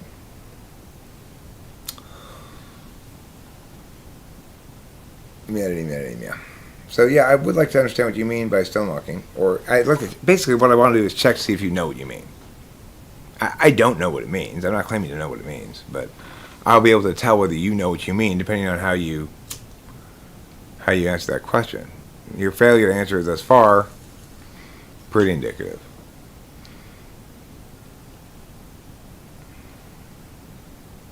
So this is the thing. It's like when you're like Vouch should, give you a tough time or kick your ass or something. If Vouch is actually a good debater, then there's a decent chance we'll have a lot of trouble finding some point, finding agreement about a phrasing of a point to disagree about. In other words, if you're a good debater, you don't make claims you're not prepared to substantiate, and so you're not going to agree with or affirm a phrasing that's not advantageous to you in some way. But if your opponent's good enough, they're the same way, and so you have a bunch of people sort of dancing around, not really saying anything sometimes, or you'll have people going, okay, well, maybe we're just quibbling on the differences here, What does it mean to derail?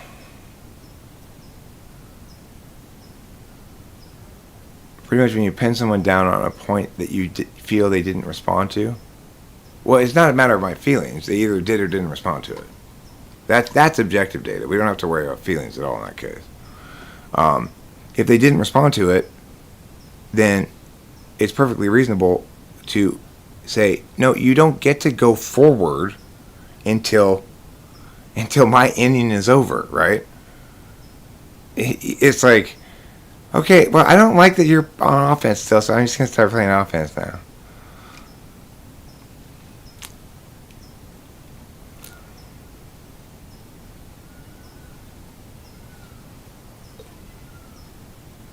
Well, I mean, the thing is, you say he's an ENFP, and do you think that he agrees with me?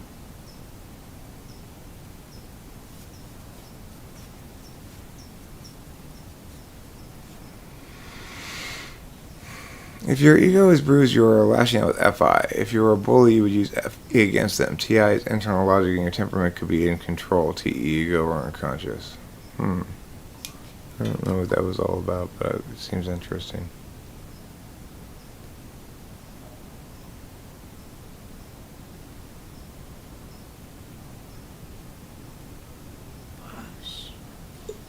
Well, okay, the thing is, both parties have a reasonable expectation of an opportunity to ask questions and to have their questions answered.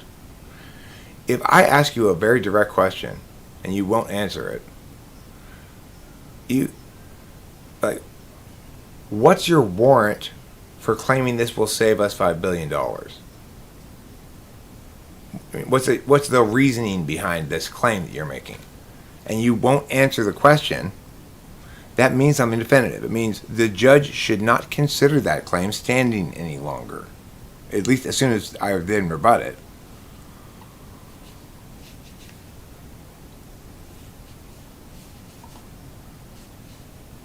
I mean, the thing is, Wind, I don't tend to argue for sport anymore, so I have no problem correcting him wherever he's wrong.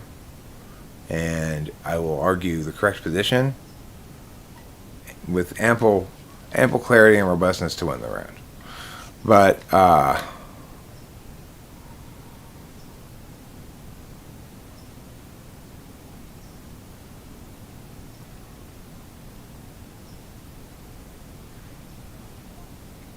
yeah, I mean, the thing is, I believe in dialectic. I don't believe in adversarial disagreement for sport. I mean, I don't believe in adversarial disagreement except for sport and criminal justice.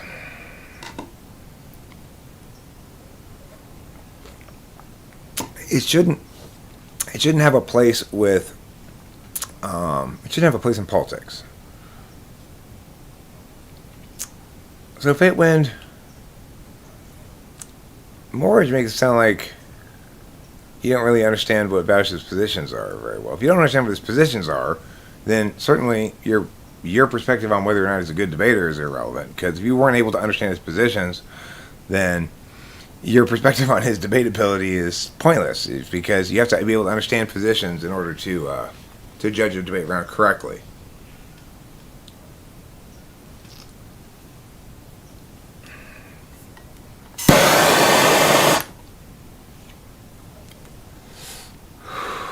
Sure, we could debate COVID. That's fine. A market socialist? What the fuck is that? Is it just like a big government handout person? I'm in favor of handouts. I'm in favor of the same kind of failed social programs we've been throwing money at for decades now. Sure, we disagree on taxes. If you started the question of how much should a person be taxed from scratch, and you say, like, okay, well, we're starting a new country. How much of the total wealth that a person generates every year should be taxed and taken by the government for the group? You know, we've got this community of families. What do we all agree on? How much of each of our total wealth should be taken away from us each year for roads and schools? I don't know, like 2%, maybe, right? If you're really governing yourself, if you're really governing your own small community, and your costs are roads and a school, maybe a sheriff's deputy or something, then you wouldn't want to charge yourself that many taxes. There wouldn't be any need, right? Taxation is not theft, okay? Taxation is not theft. It's incorrect to say that. Taxation is one way the government exercises its monopoly on use of force. The question, though, is, are we really governing ourselves? Because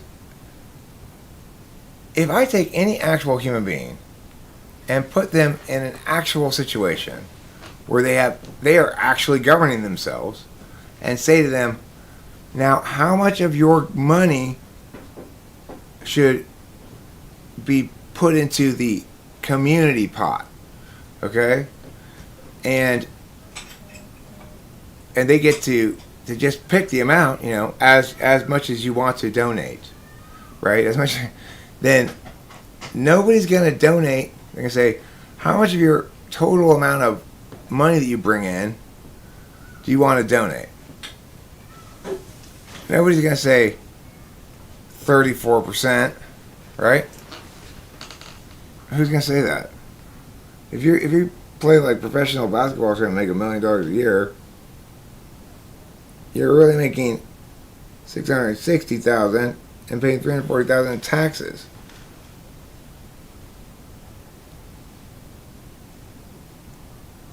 I don't want to see it. I would like to participate, but I don't want to watch it. I would like to participate on camera. It would certainly help my channel. I wish that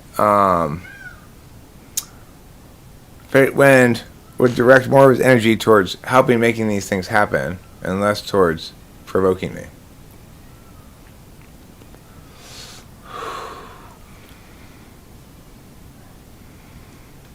Okay, so if he calls himself a socialist, but he's not actually a socialist, then he's a bad self-labeler?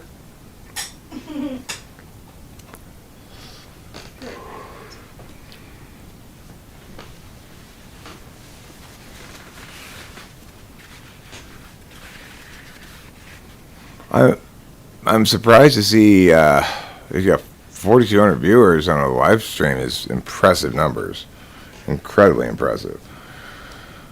Well, thank you, Fate Wind. I appreciate that. If you put some effort into it, I really genuinely do appreciate it.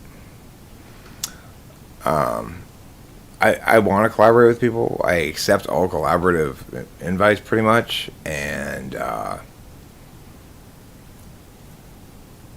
but I don't seem to be very good at reaching out to other YouTubers and trying to get them to include me in their YouTube. Lindsay did, which I greatly appreciate. Lijo.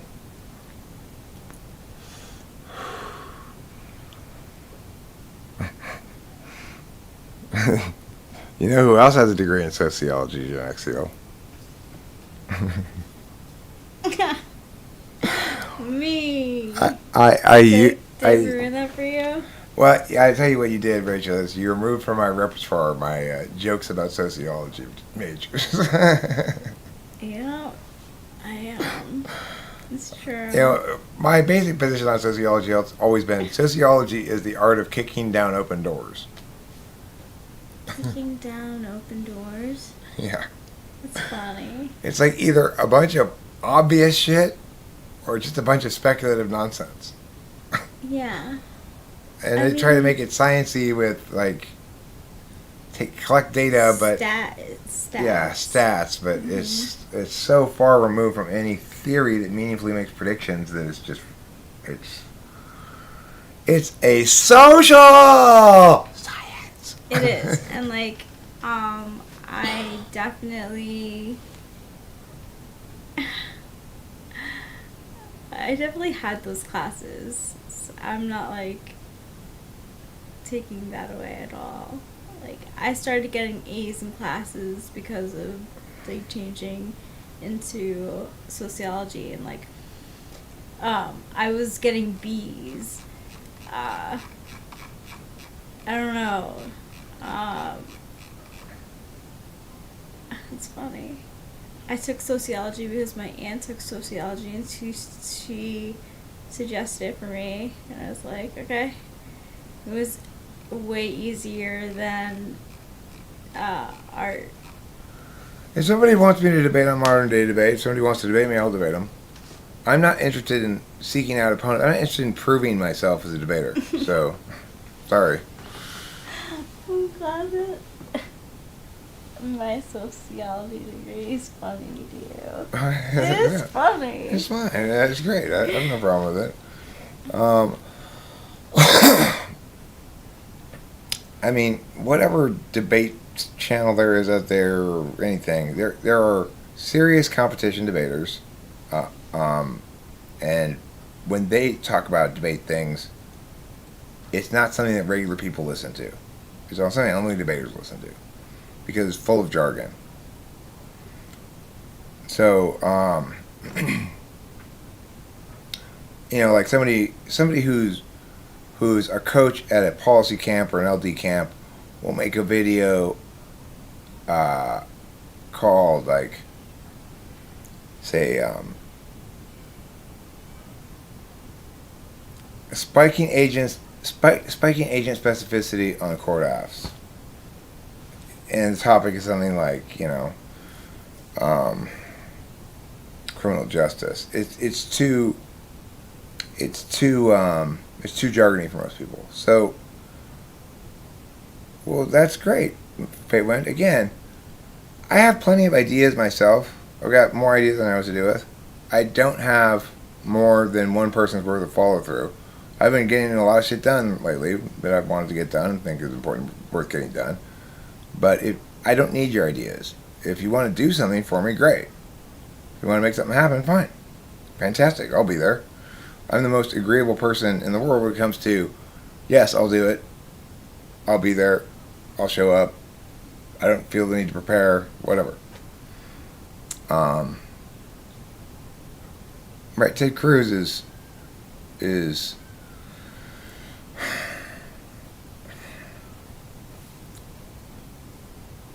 don't even get me started on these modern politicians and non-statesman-y ways.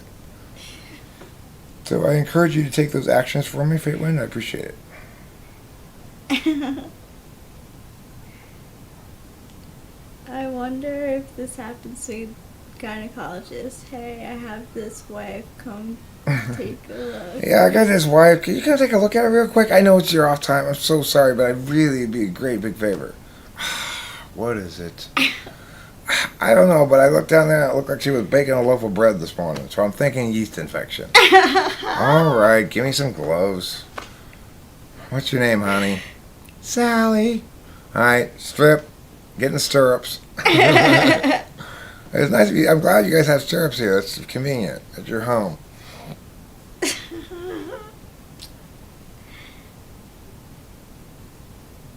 Purple Mountain Majesty. All right, cool, Fatewind. That's cool. The thing is, I know I'm not unbeatable as a debater. I've debated students whipped my ass before simply because their round mechanics was so much better than mine, and they were making all of my arguments. It's like I was providing the coaching for both of us. So, the stock of arguments that I was drawing from was the same stock of arguments they were drawing from, and they had better round mechanics. So I've lost plenty of rounds before. I'm not unbeatable as a debater. The thing that people are talking about around on the internet, though,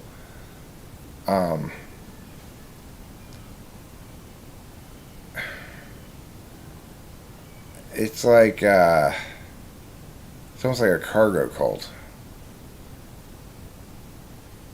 It's like, I get that it very much seems as though these things are dropping from the sky in response to your prayers, but that's not what's happening.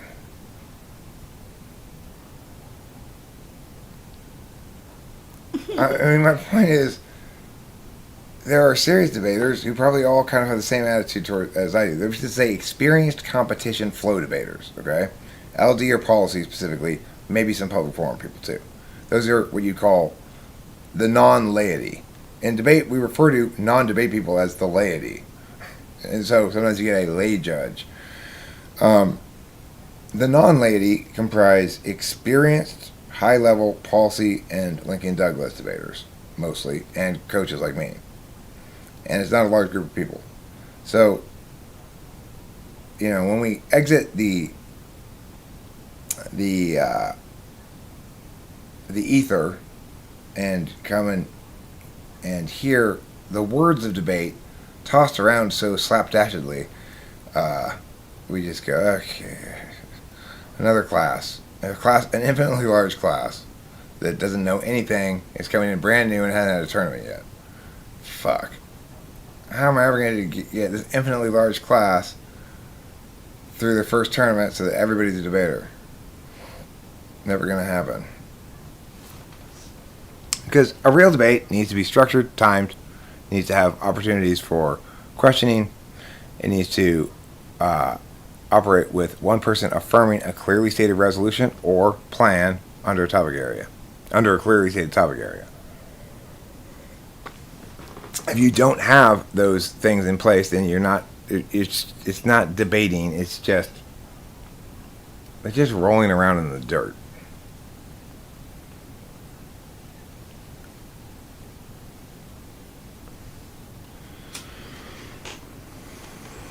I mean, can you imagine anything else? So let's see who plays basketball better. But it's just like whoever grabs the ball after a basket is made gets the ball next. So there's no taking turns like there is in basketball. Instead, it's just after you make a basket, if you can get it when it falls through the bottom of the basket before the other team gets it, you get to just keep playing offense. That'd be fine if it worked that way for both teams, I guess. But it sure would give an advantage to rebounding teams, I guess. And it would seem to be a little bit tricky. But regardless, yeah, it's plausible to play that way, but it's sloppy. Jungle ball,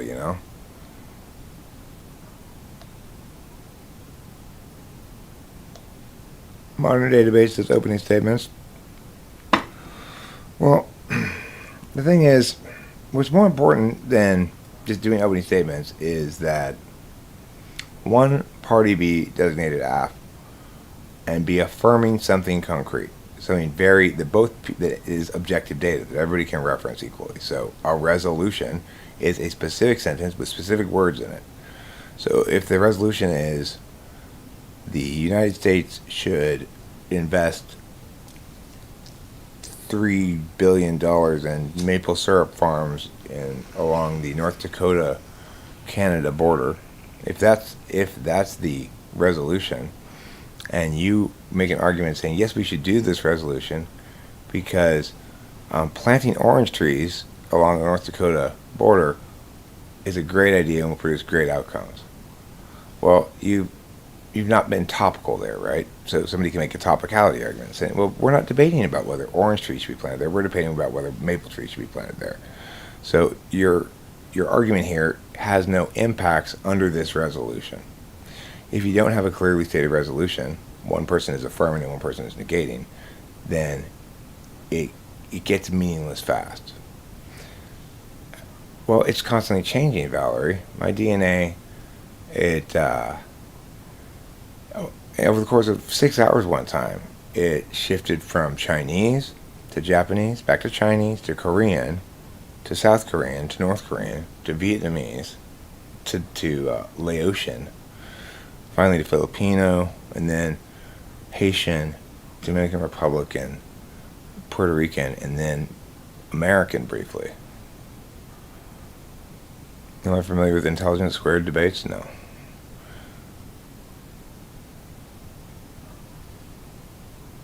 It shouldn't be a question. That's the problem. So, you don't debate by one person answers the question yes, one person answers the question no. You debate by one person makes the claim of the resolution and the other person attacks their claim. Makes and defends the claim when the other person attacks. The negation attacks, you know. Talking about debate's boring. I mean, it's not boring for me, but it's boring for other people. And when I listen to it on the live stream, I think, oh, this is really like class, you know? Oh, boring. So, Rick Lorenzo, the topic should be something like this. Critical race theory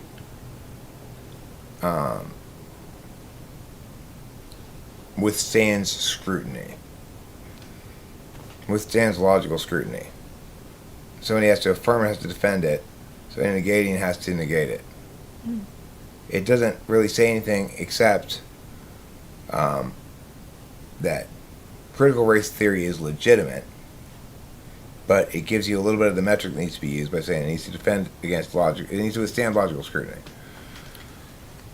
Yes, Charles is Germanic. It means peacock. No, ostrich. I'm sorry, ostrich. Ostrich.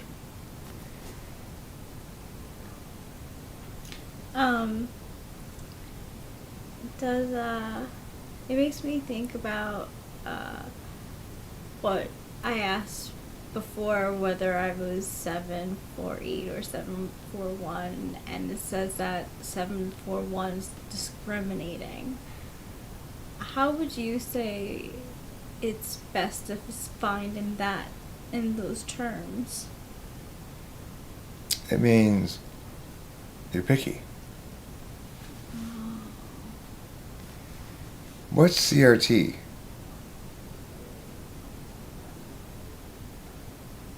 I don't know what CRT means. Cockroach resistance therapy? Country running. Oh, critical race theory. No, that's the job of the debaters. So the resolution should say something like critical race theory withstands logical scrutiny.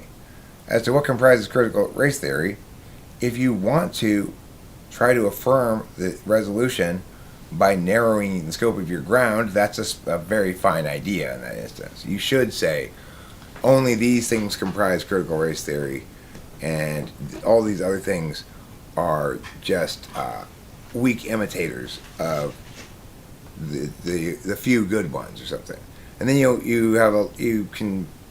you can establish that framework point, that ground point, then you can limit the scope of ground you have to defend. You could argue that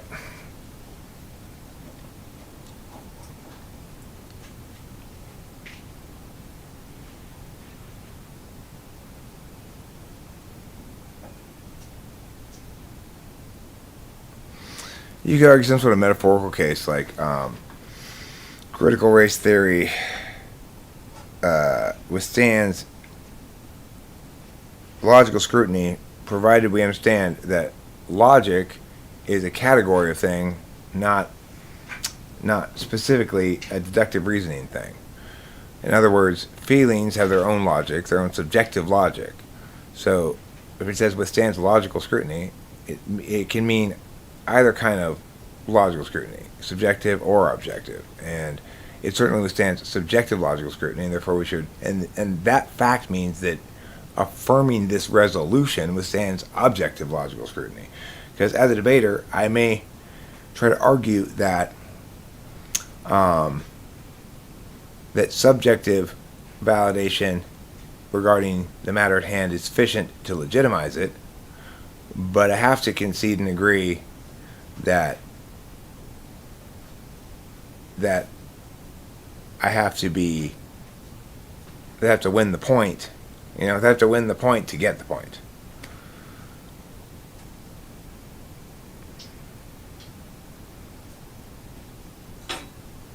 The 5 tenets of critical race theory. The thing is, what kind of a thing has tenets? Right? That's a question. The first question that comes to mind is, what category of thing is known for having tenets? It's like the rules of some sort of organization. It seems to lend itself towards thinking about religions almost, Okay, it's 66 615 8751, and I'll put it in the chat as well. 66 615 8751. 66 615 8751. Okay.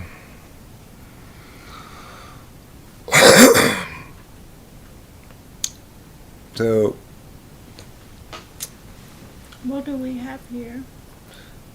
Well, Mom says the 5 tenets of critical race theory are the counter storytelling, the permanence of racism, whiteness as property, interest convergence, and the critique of liberalism.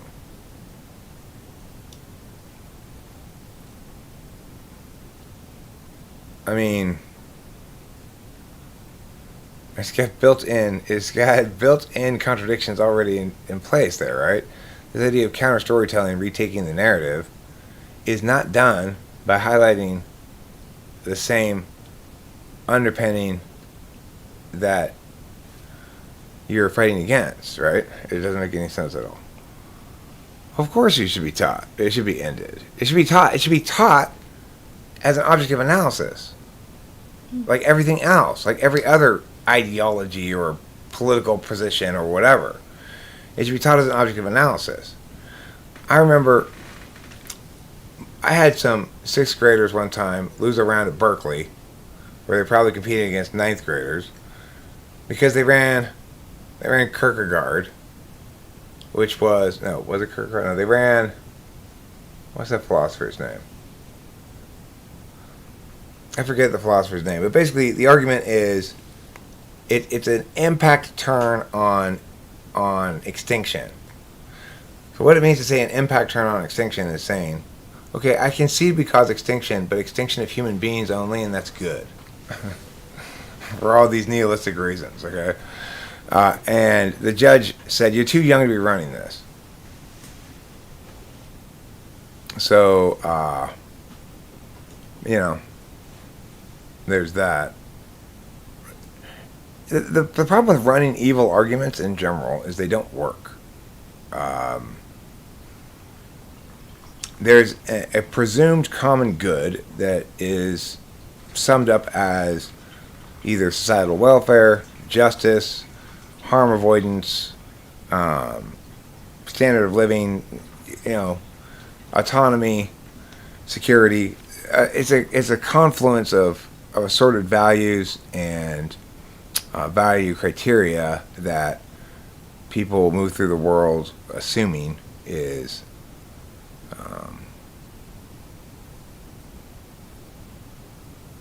yeah.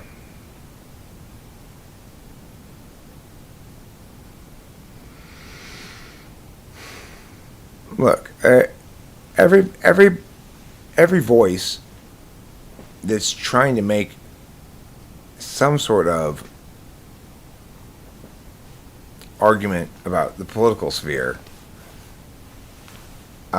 deserves to not be silenced, at least, except under very very, very extreme exceptions. Very few exceptions.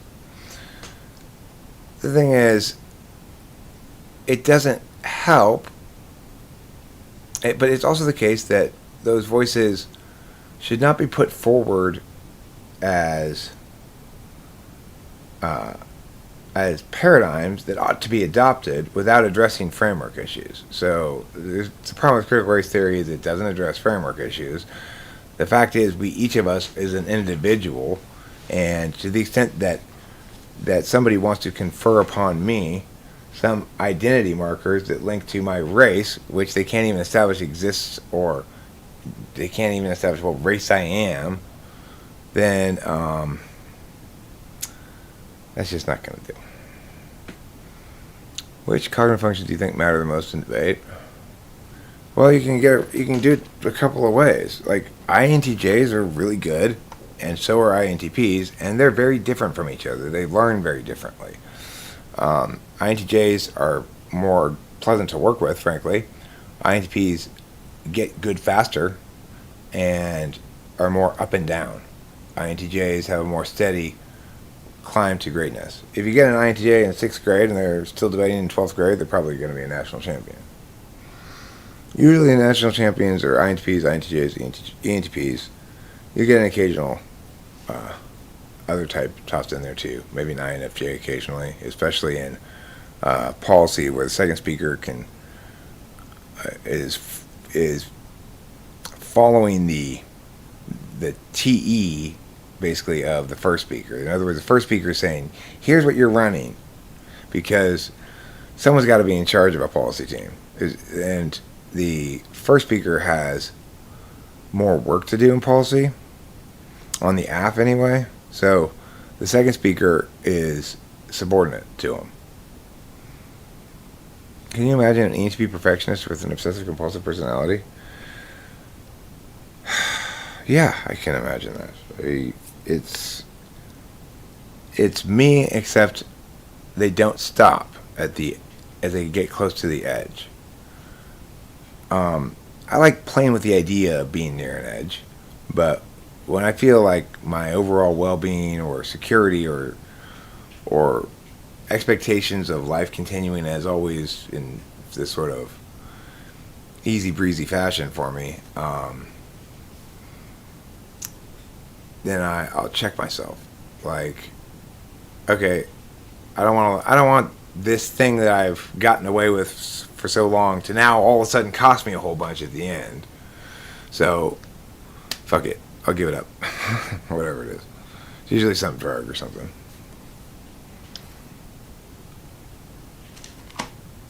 You know, I had to quit methamphetamine a long time ago because of that reality. Like, okay, it's looking like there might be real consequences, so you better stop. I don't want any real consequences. Same thing with drinking. When it looked like my drinking was going to result in my wife leaving because I had done such a poor job of Effie at Christmas party, I quit drinking after resisting it for years. Spell your last name: Strauss. Eric Strauss.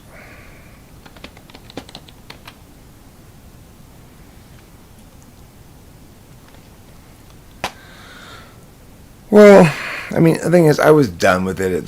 When I quit, I was worn out, and I knew it was time to stop. And I also knew that part of the reason for that were various parties in my life were no longer able to put up with some of the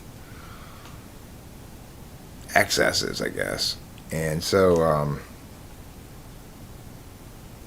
you know, once that gets communicated to me clearly enough, or I fuck up badly enough that I go, okay, Eric, now you better be in full scramble mode, then I make the change I have to make, whatever it is.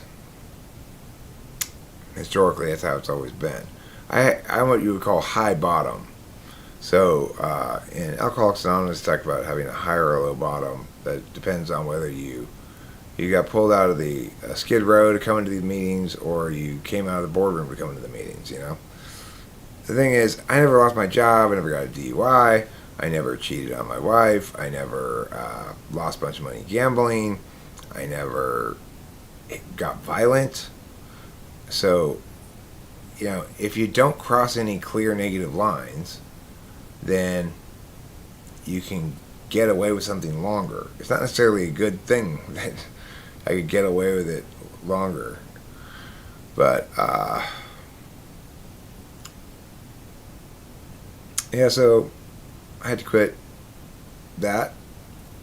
And then, of course, what was interesting is being sober is what really destroyed my marriage to Candace more than anything, because the ongoing sustainability of that relationship was contingent on me not wanting to argue, because if I did argue too much, he'd always just say, well, you are drunk.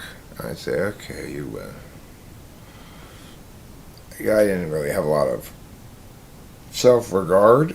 I often said things like, shame and anxiety, I wish I were dead, I wish I were dead, I wish I were dead, I wish I were dead, I wish the truck would just run me over right now. I used to say that stuff all the time when I was drinking. Especially like the last couple of years of drinking, I was just like, shoot me. I was determined to, like, okay, I had committed to two storylines. One was, I'm too old to change, and the other was, I just want to hurry up and get to the end.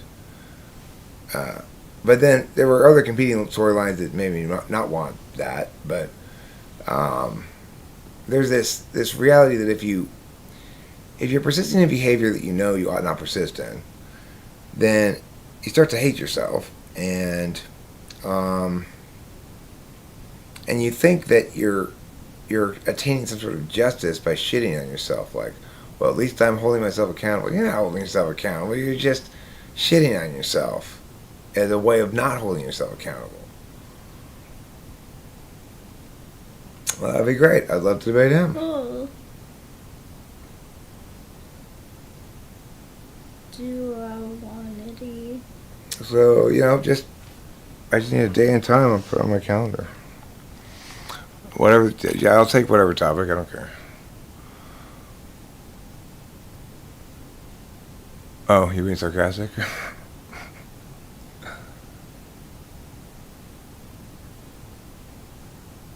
As you can see, Rachel and I are sitting here on the outside couch enjoying the sunset. It's a beautiful sunset tonight, huh, Rachel? It really is. Honestly, I love this picture. Oh, it's a different beautiful sunset. I guess Sunrise, though. Oh, this is a sunrise. Yeah. Voices can make fun playtime, but they say hurtful crap, don't they? Sometimes. I don't really feel like other people can make me feel very bad with their language without me fucking up first and them exploiting that fuck up. But Rachel could, but most people couldn't. And I fuck up. Yeah, I know, I'm so fucking ridiculous. Is taking things at face value an NI polar thing or an executor thing?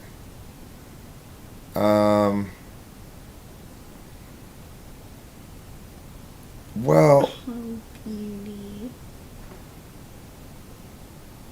I haven't really noticed. The sky with diamonds. I haven't noticed it in as. Yes, PP. Mommy and Daddy love you. Yes, beauty. Executors include ESTJs, ISTJs, ISFPs, and ESFPs. So I've noted that thing you're saying here about ESTJs, but I've not noted it particularly about ESFJs, ESFPs, or ISFPs. So it may, but like, when you say that, it's taking things at face value. I have clear things popping in my head about my dad, whereas I don't have comparables with Candace. I think it's because of the FE. It's like she's on the lookout for FE machinations in some way. So it doesn't feel like ESFJs take things so much at face value. They get that people are sometimes have hidden motivations and stuff. Obviously, they have FE DOMs, so they don't feel as face value-y as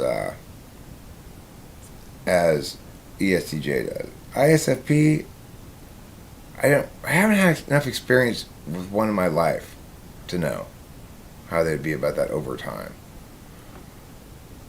And ESFP, they're very challenging. They tend to be pretty assertive in what they are all about, and not really too concerned about your words. Words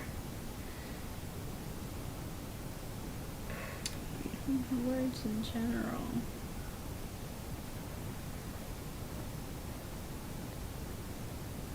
Okay, Mac Daddy. Duality. Okay, well, that's fine. The thing is, what I keep telling everybody is this.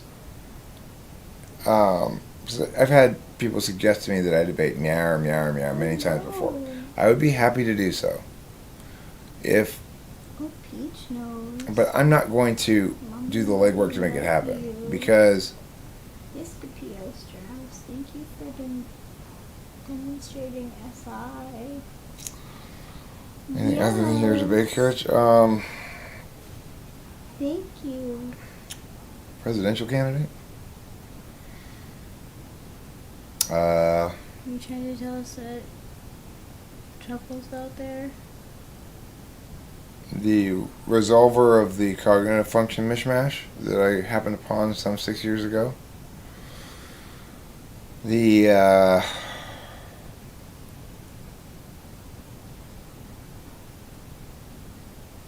You put the most correct person on the internet. At least the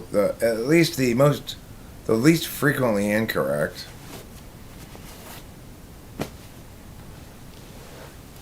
That's a fair claim,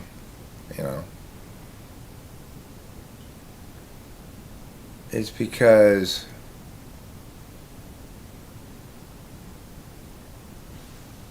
it's impossible to explain my credentials. What are you going to say? Like, he's had this many as a coach, he had this many national champions debating under him, in this event, and this event, and stuff like that. I just don't feel any need to prove myself with those kind of symbolic shit enough to even look at my resume. But, yeah, I've done all kinds of that shit, I opened a debate school in Shanghai. I've done all kinds of stuff. I'm also a fairly decent musician, I guess. When did you start the pursuit of debate coaching? It fell into my lap. I'm grateful for the circumstances in which I happened to take on a job in which I'd put on my resume that I could coach debate if called upon to do so.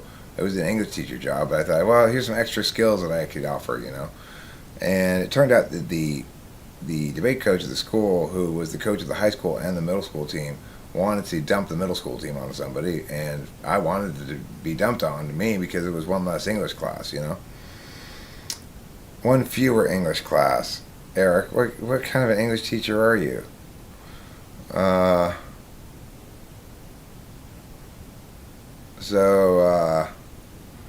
Nice call. So I learned to coach along with my very first real debater, which was David Dosh. He was an ENTP like me, and he and I started working together when he was in 6th grade, and we were working towards getting the national championship in 8th grade, and he ended up losing on a bullshit split decision in quarterfinals at Dallas in 8th grade. It took the two of us together about 3 years to get the hang of the whole thing. And it took me longer than that, really, but to get the hang of public forum at the middle school level, anyway, it took me about 2 or 3 years of coaching David. David's sister, Danielle Dosh, went on to be a very, probably her senior year, most people in the country who were in competition debate would have said, okay, she's the number one LDer. She had the most TOC bids.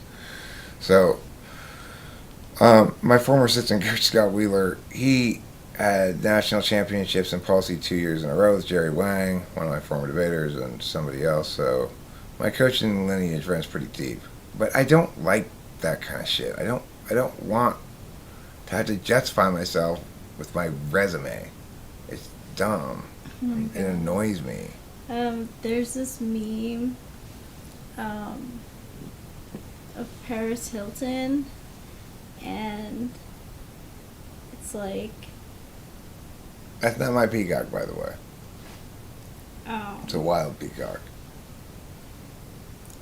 When your friends put you down as a reference for everything, and it's Paris Hilton, like holding a phone to her mouth and says, "Yes, she was a star employee.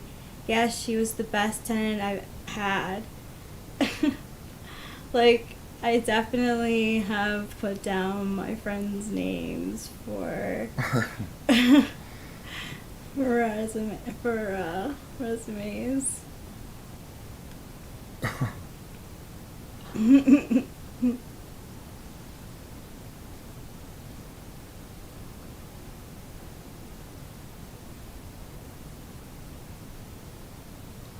Well, Catherine Favre, I never communicated me with. Her assistant communicated with me in a way that tried to hide what she was saying under FE gloss.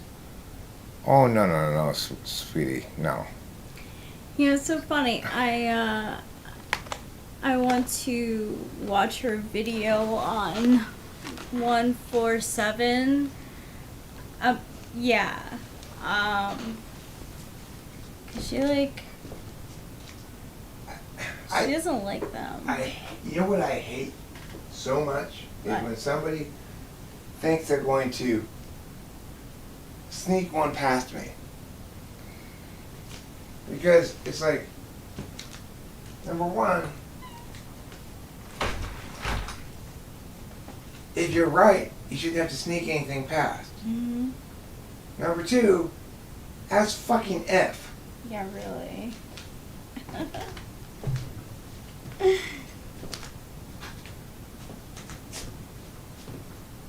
That's my man.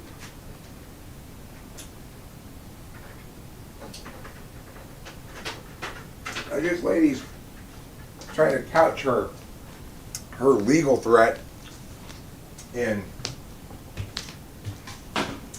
pleasant language,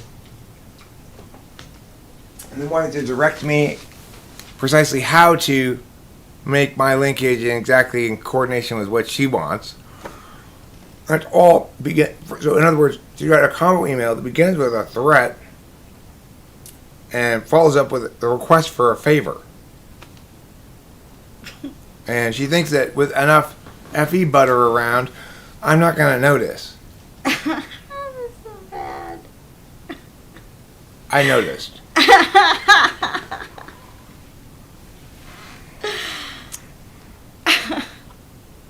Mac Daddy?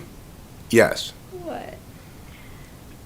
In answer to your question, would your advice for ESFPs who are considering making a channel dedicated to informing people about cognitive functions be don't? Yes. Mm-hmm. The reason is because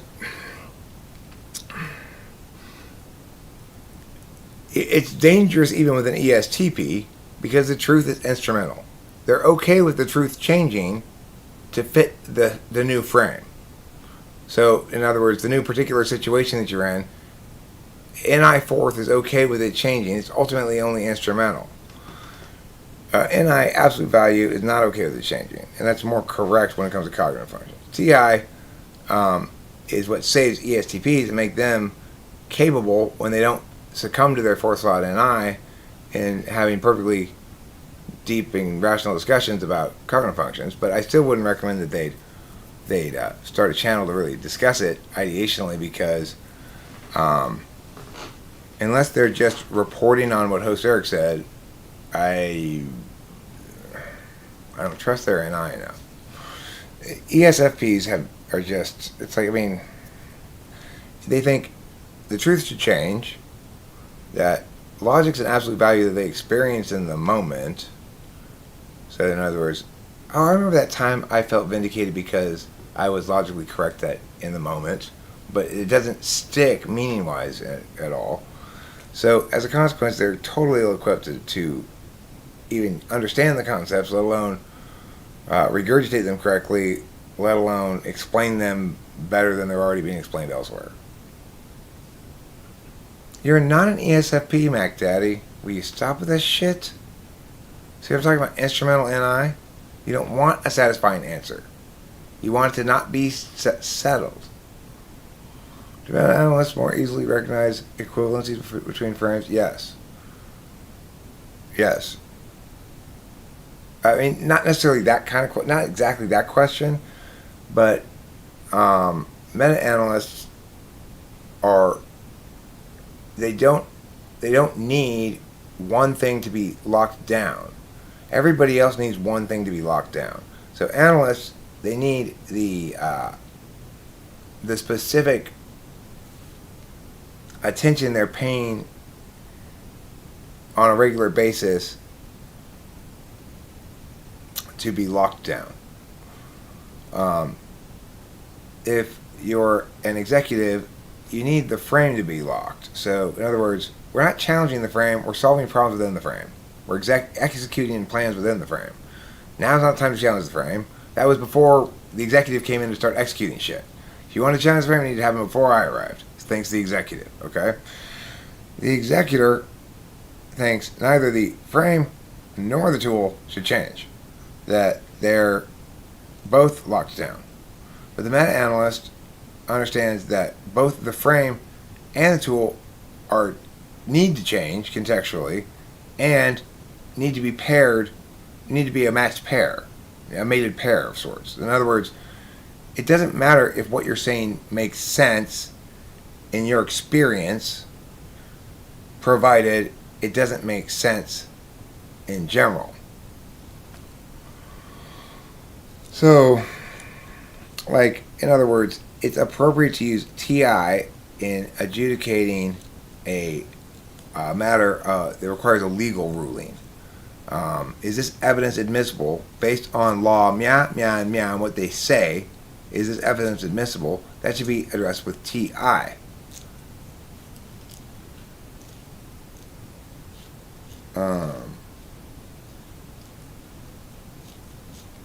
We call bitch friends. You and me as bitch friends. We take turns bitch slapping each other.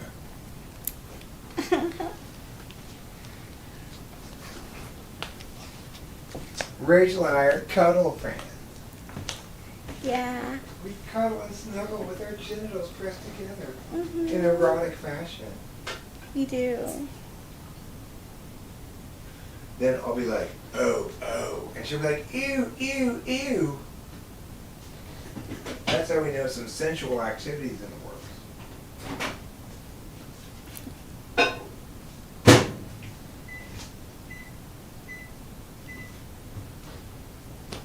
I say, oh, you, in that fashion, and she knows we're on the same page. We're thinking about intercoursing in a sexual fashion.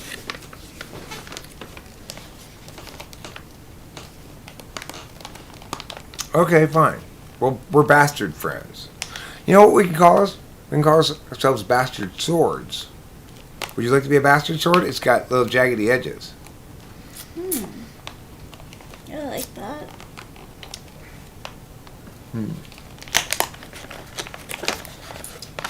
We need an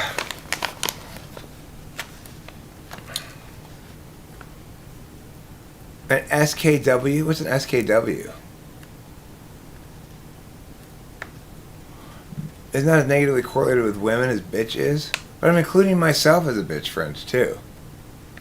I don't find it insulting to my womanhood, which runs deep and broad in its vaginal juices. A bitch friend too. What up, bitch friend? You my non-bitch lover. All right, host. I need some topics. It's probably true. I mean, I could discuss. I can discuss anything. But it's like, what is he? what sort of thing that does he want to affirm, or what sort of thing does he want to negate. I'm willing to accommodate him. If he knows what he wants to affirm, I'll negate it. Even if I don't believe in what I'm saying, I'll negate it. It's fine. I can shift into competition mode if need be. Not the end of the world. I can debate whatever. If he has something that he wants to negate, that's less clear cut, but there's a decent chance I'll be willing to affirm what he wants me to affirm, just for the shits and giggles. But it's not as sure cut as if he knows what he wants to affirm. He can be AF. I'll negate whatever. That's fine.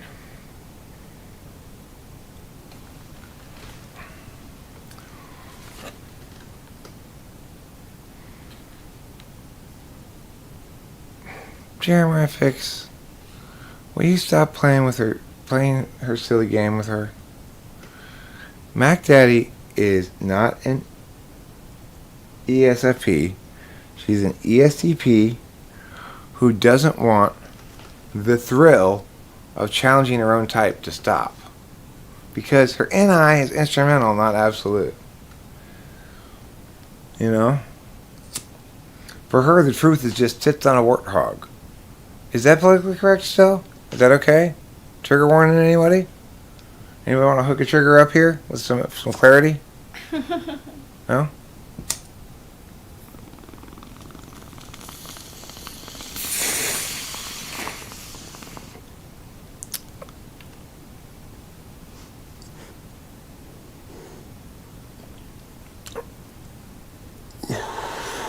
You think you're an ESFJ, Mac Daddy?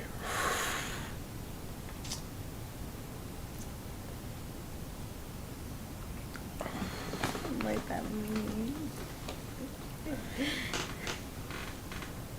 You sure are TI arguey and not really concerned about coming off as nice for an ESFJ.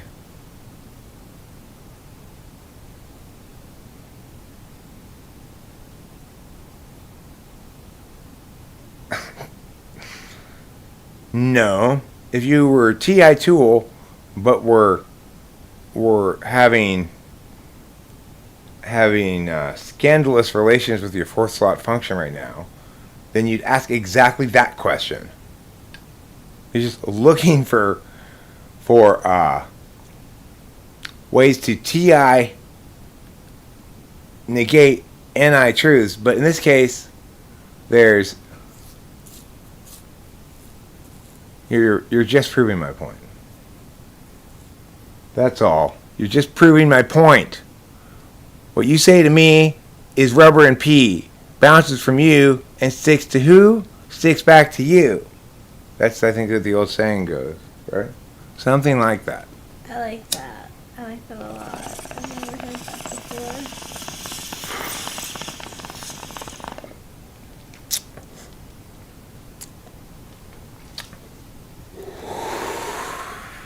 I'm in ignoring, Mac Daddy. But you can trust me because I have the spirit of honesty in my bosom. Sure, and I least. Okay? I have the spirit of honesty in my bosom. I will discuss anarchism. I will discuss trigger warnings in the appropriate scope of free speech, or where it's appropriate to either conscribe speech or compel it. I will be happy to discuss. I don't think there's a right to privacy. I'd be happy to discuss that. I'd argue that there is no right to privacy, that we abuse the word right and our understanding of privacy when we say there's a right to privacy. So if he's in favor of privacy, then I could argue that. I could argue climate change. I'm not in favor of carbon taxes, carbon caps, or other emission reductions protocols like carbon exchanges and stuff. He might be in favor of those particular policy prescriptions. I'm in favor of adaptation, not mitigation. In other words, stop trying to stop it. Let's just deal with it. So he may have a different perspective on that.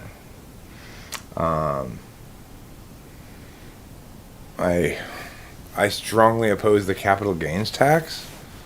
Maybe he has a position on that. I think that we should formally abandon the fledgling democracy in Afghanistan. You might disagree with that.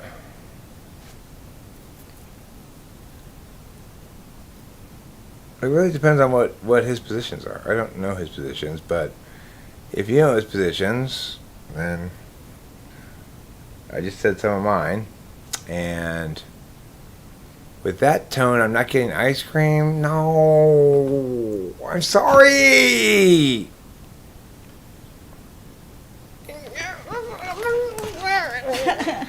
That's what FI looks like. Yeah. How do you think a 700-year-old person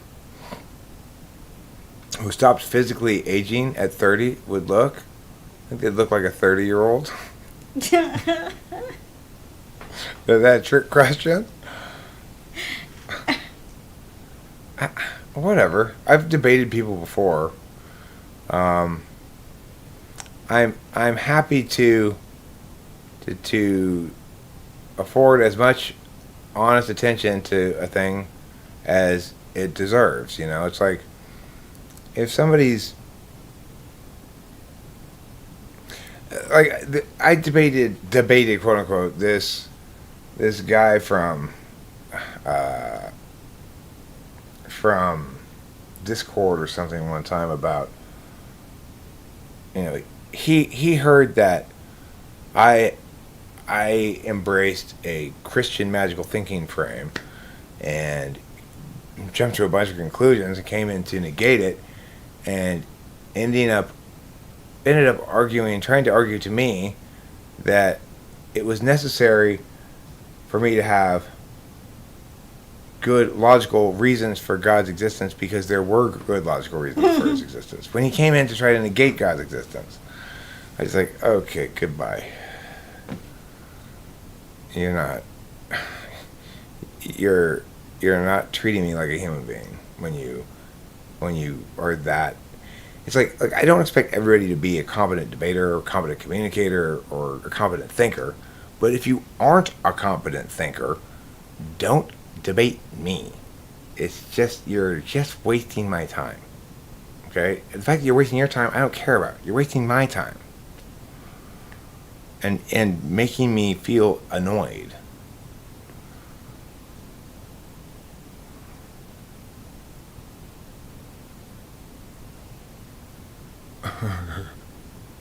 I like that expression, go to the lake if you're going to be a silly goose. That's a really good phrase. I like it too.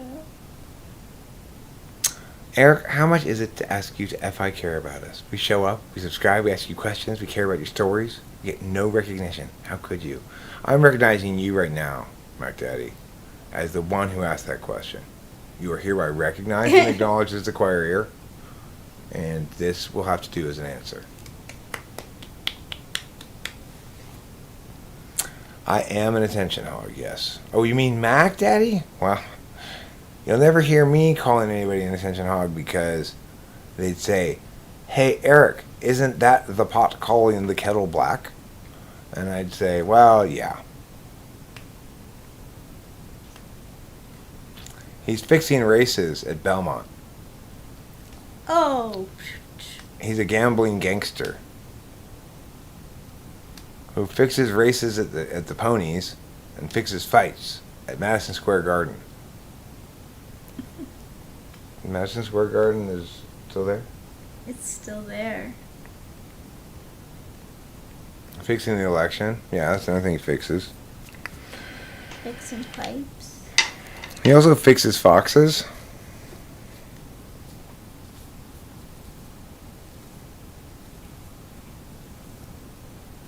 He fixes foxes with tricks and coxes. I'm going home and cuddling my stuffed animals because I said that. Good. I'm glad. Cuddle your little ass off. Cuddle until you can cuddle no more. But you know what? I'm done. Have I heard this topic, capitalism is racist, in a formal debate?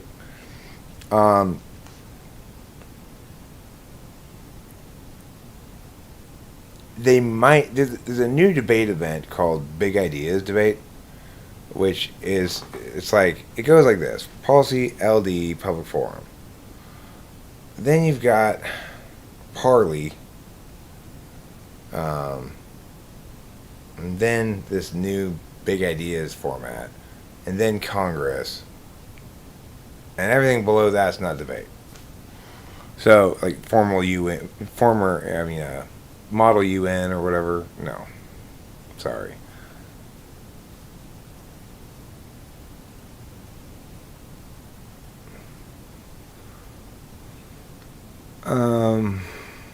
It might be a topic in that. It might be a topic in a Parley round, possibly.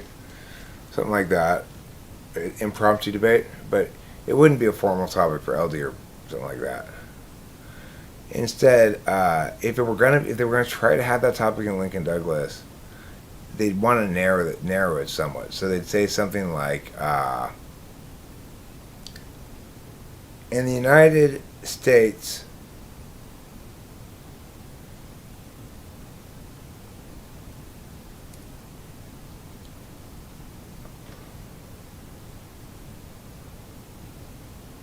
something like, in the United States, corporations on balance produce a net benefit to racial justice. It would be phrased like something like that. That could be an LD resolution.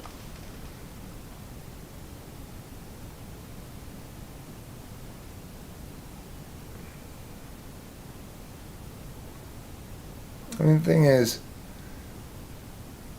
it's always been the case that some people have struggled to get by for in a variety of ways, I guess you should say. When people traveled over to America, and they often could get land very cheap or free or whatever, like homesteads and stuff.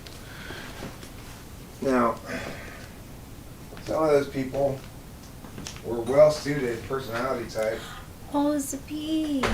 to succeed at it. People like ESTJs probably, with their, Wow. maybe covering for an ISFJ wife or something. And then other parties out there in their homestead, like say a couple of intuitives like us, are found dead in the spring.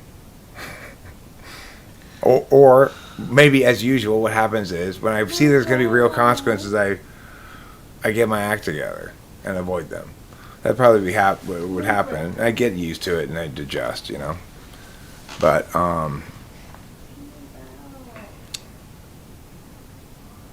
I mean, the thing is, the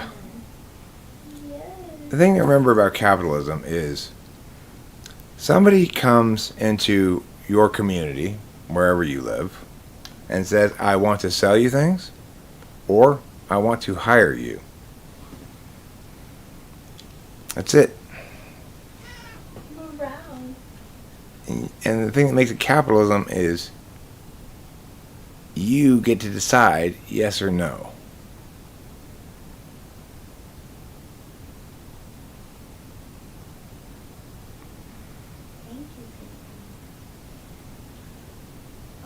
I've got a goat simulator in my pants. Alright, I'm gonna go now. I'm done with this stream. I'm tired of it now. It's time to rest my weary head. Lay my weary head to rest. Don't you cry no more. What song is that?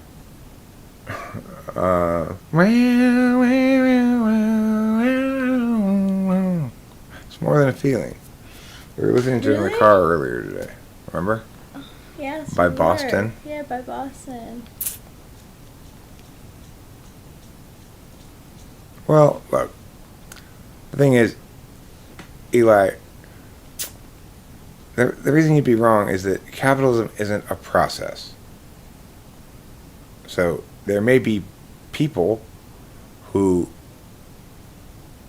are not good, who are not doing good business.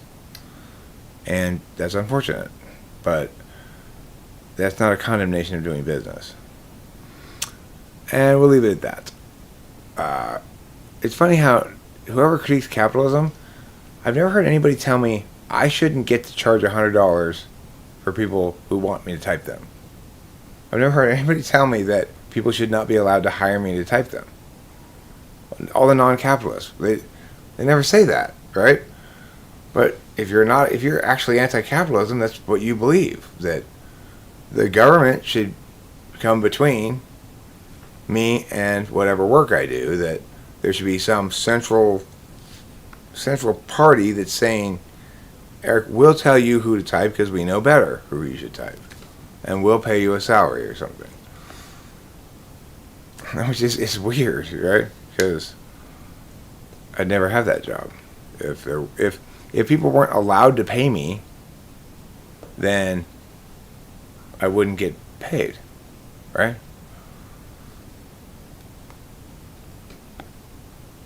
I don't think you really understand what you mean when you say capitalism. You don't mean anything specific.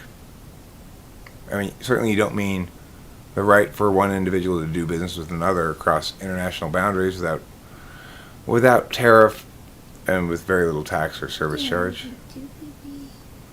I mean, you don't oppose that, do you?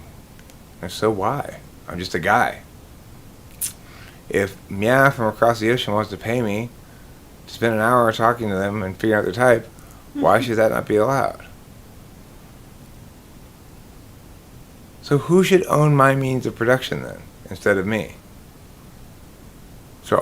Who should own my laptop? Who should own my TV besides me?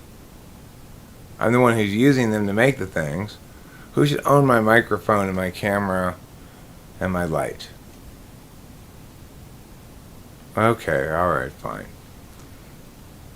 I mean, I hope you're starting to recognize though that what you're saying is kind of nutty. That in practice, if you talk to anybody, you'd never actually go up to anybody and say, "No, I reject your right to buy as you choose, to sell as you choose, and to work for somebody if you choose to be hired by them, if they hire you." You know, I don't think anybody ever goes up to anybody and says, "You don't have those rights," and then they say they oppose capitalism. Which means they don't know what they mean. They don't mean things when they say words. So, okay. Goodbye, everybody. Good night, and don't forget to eat plenty of cheese.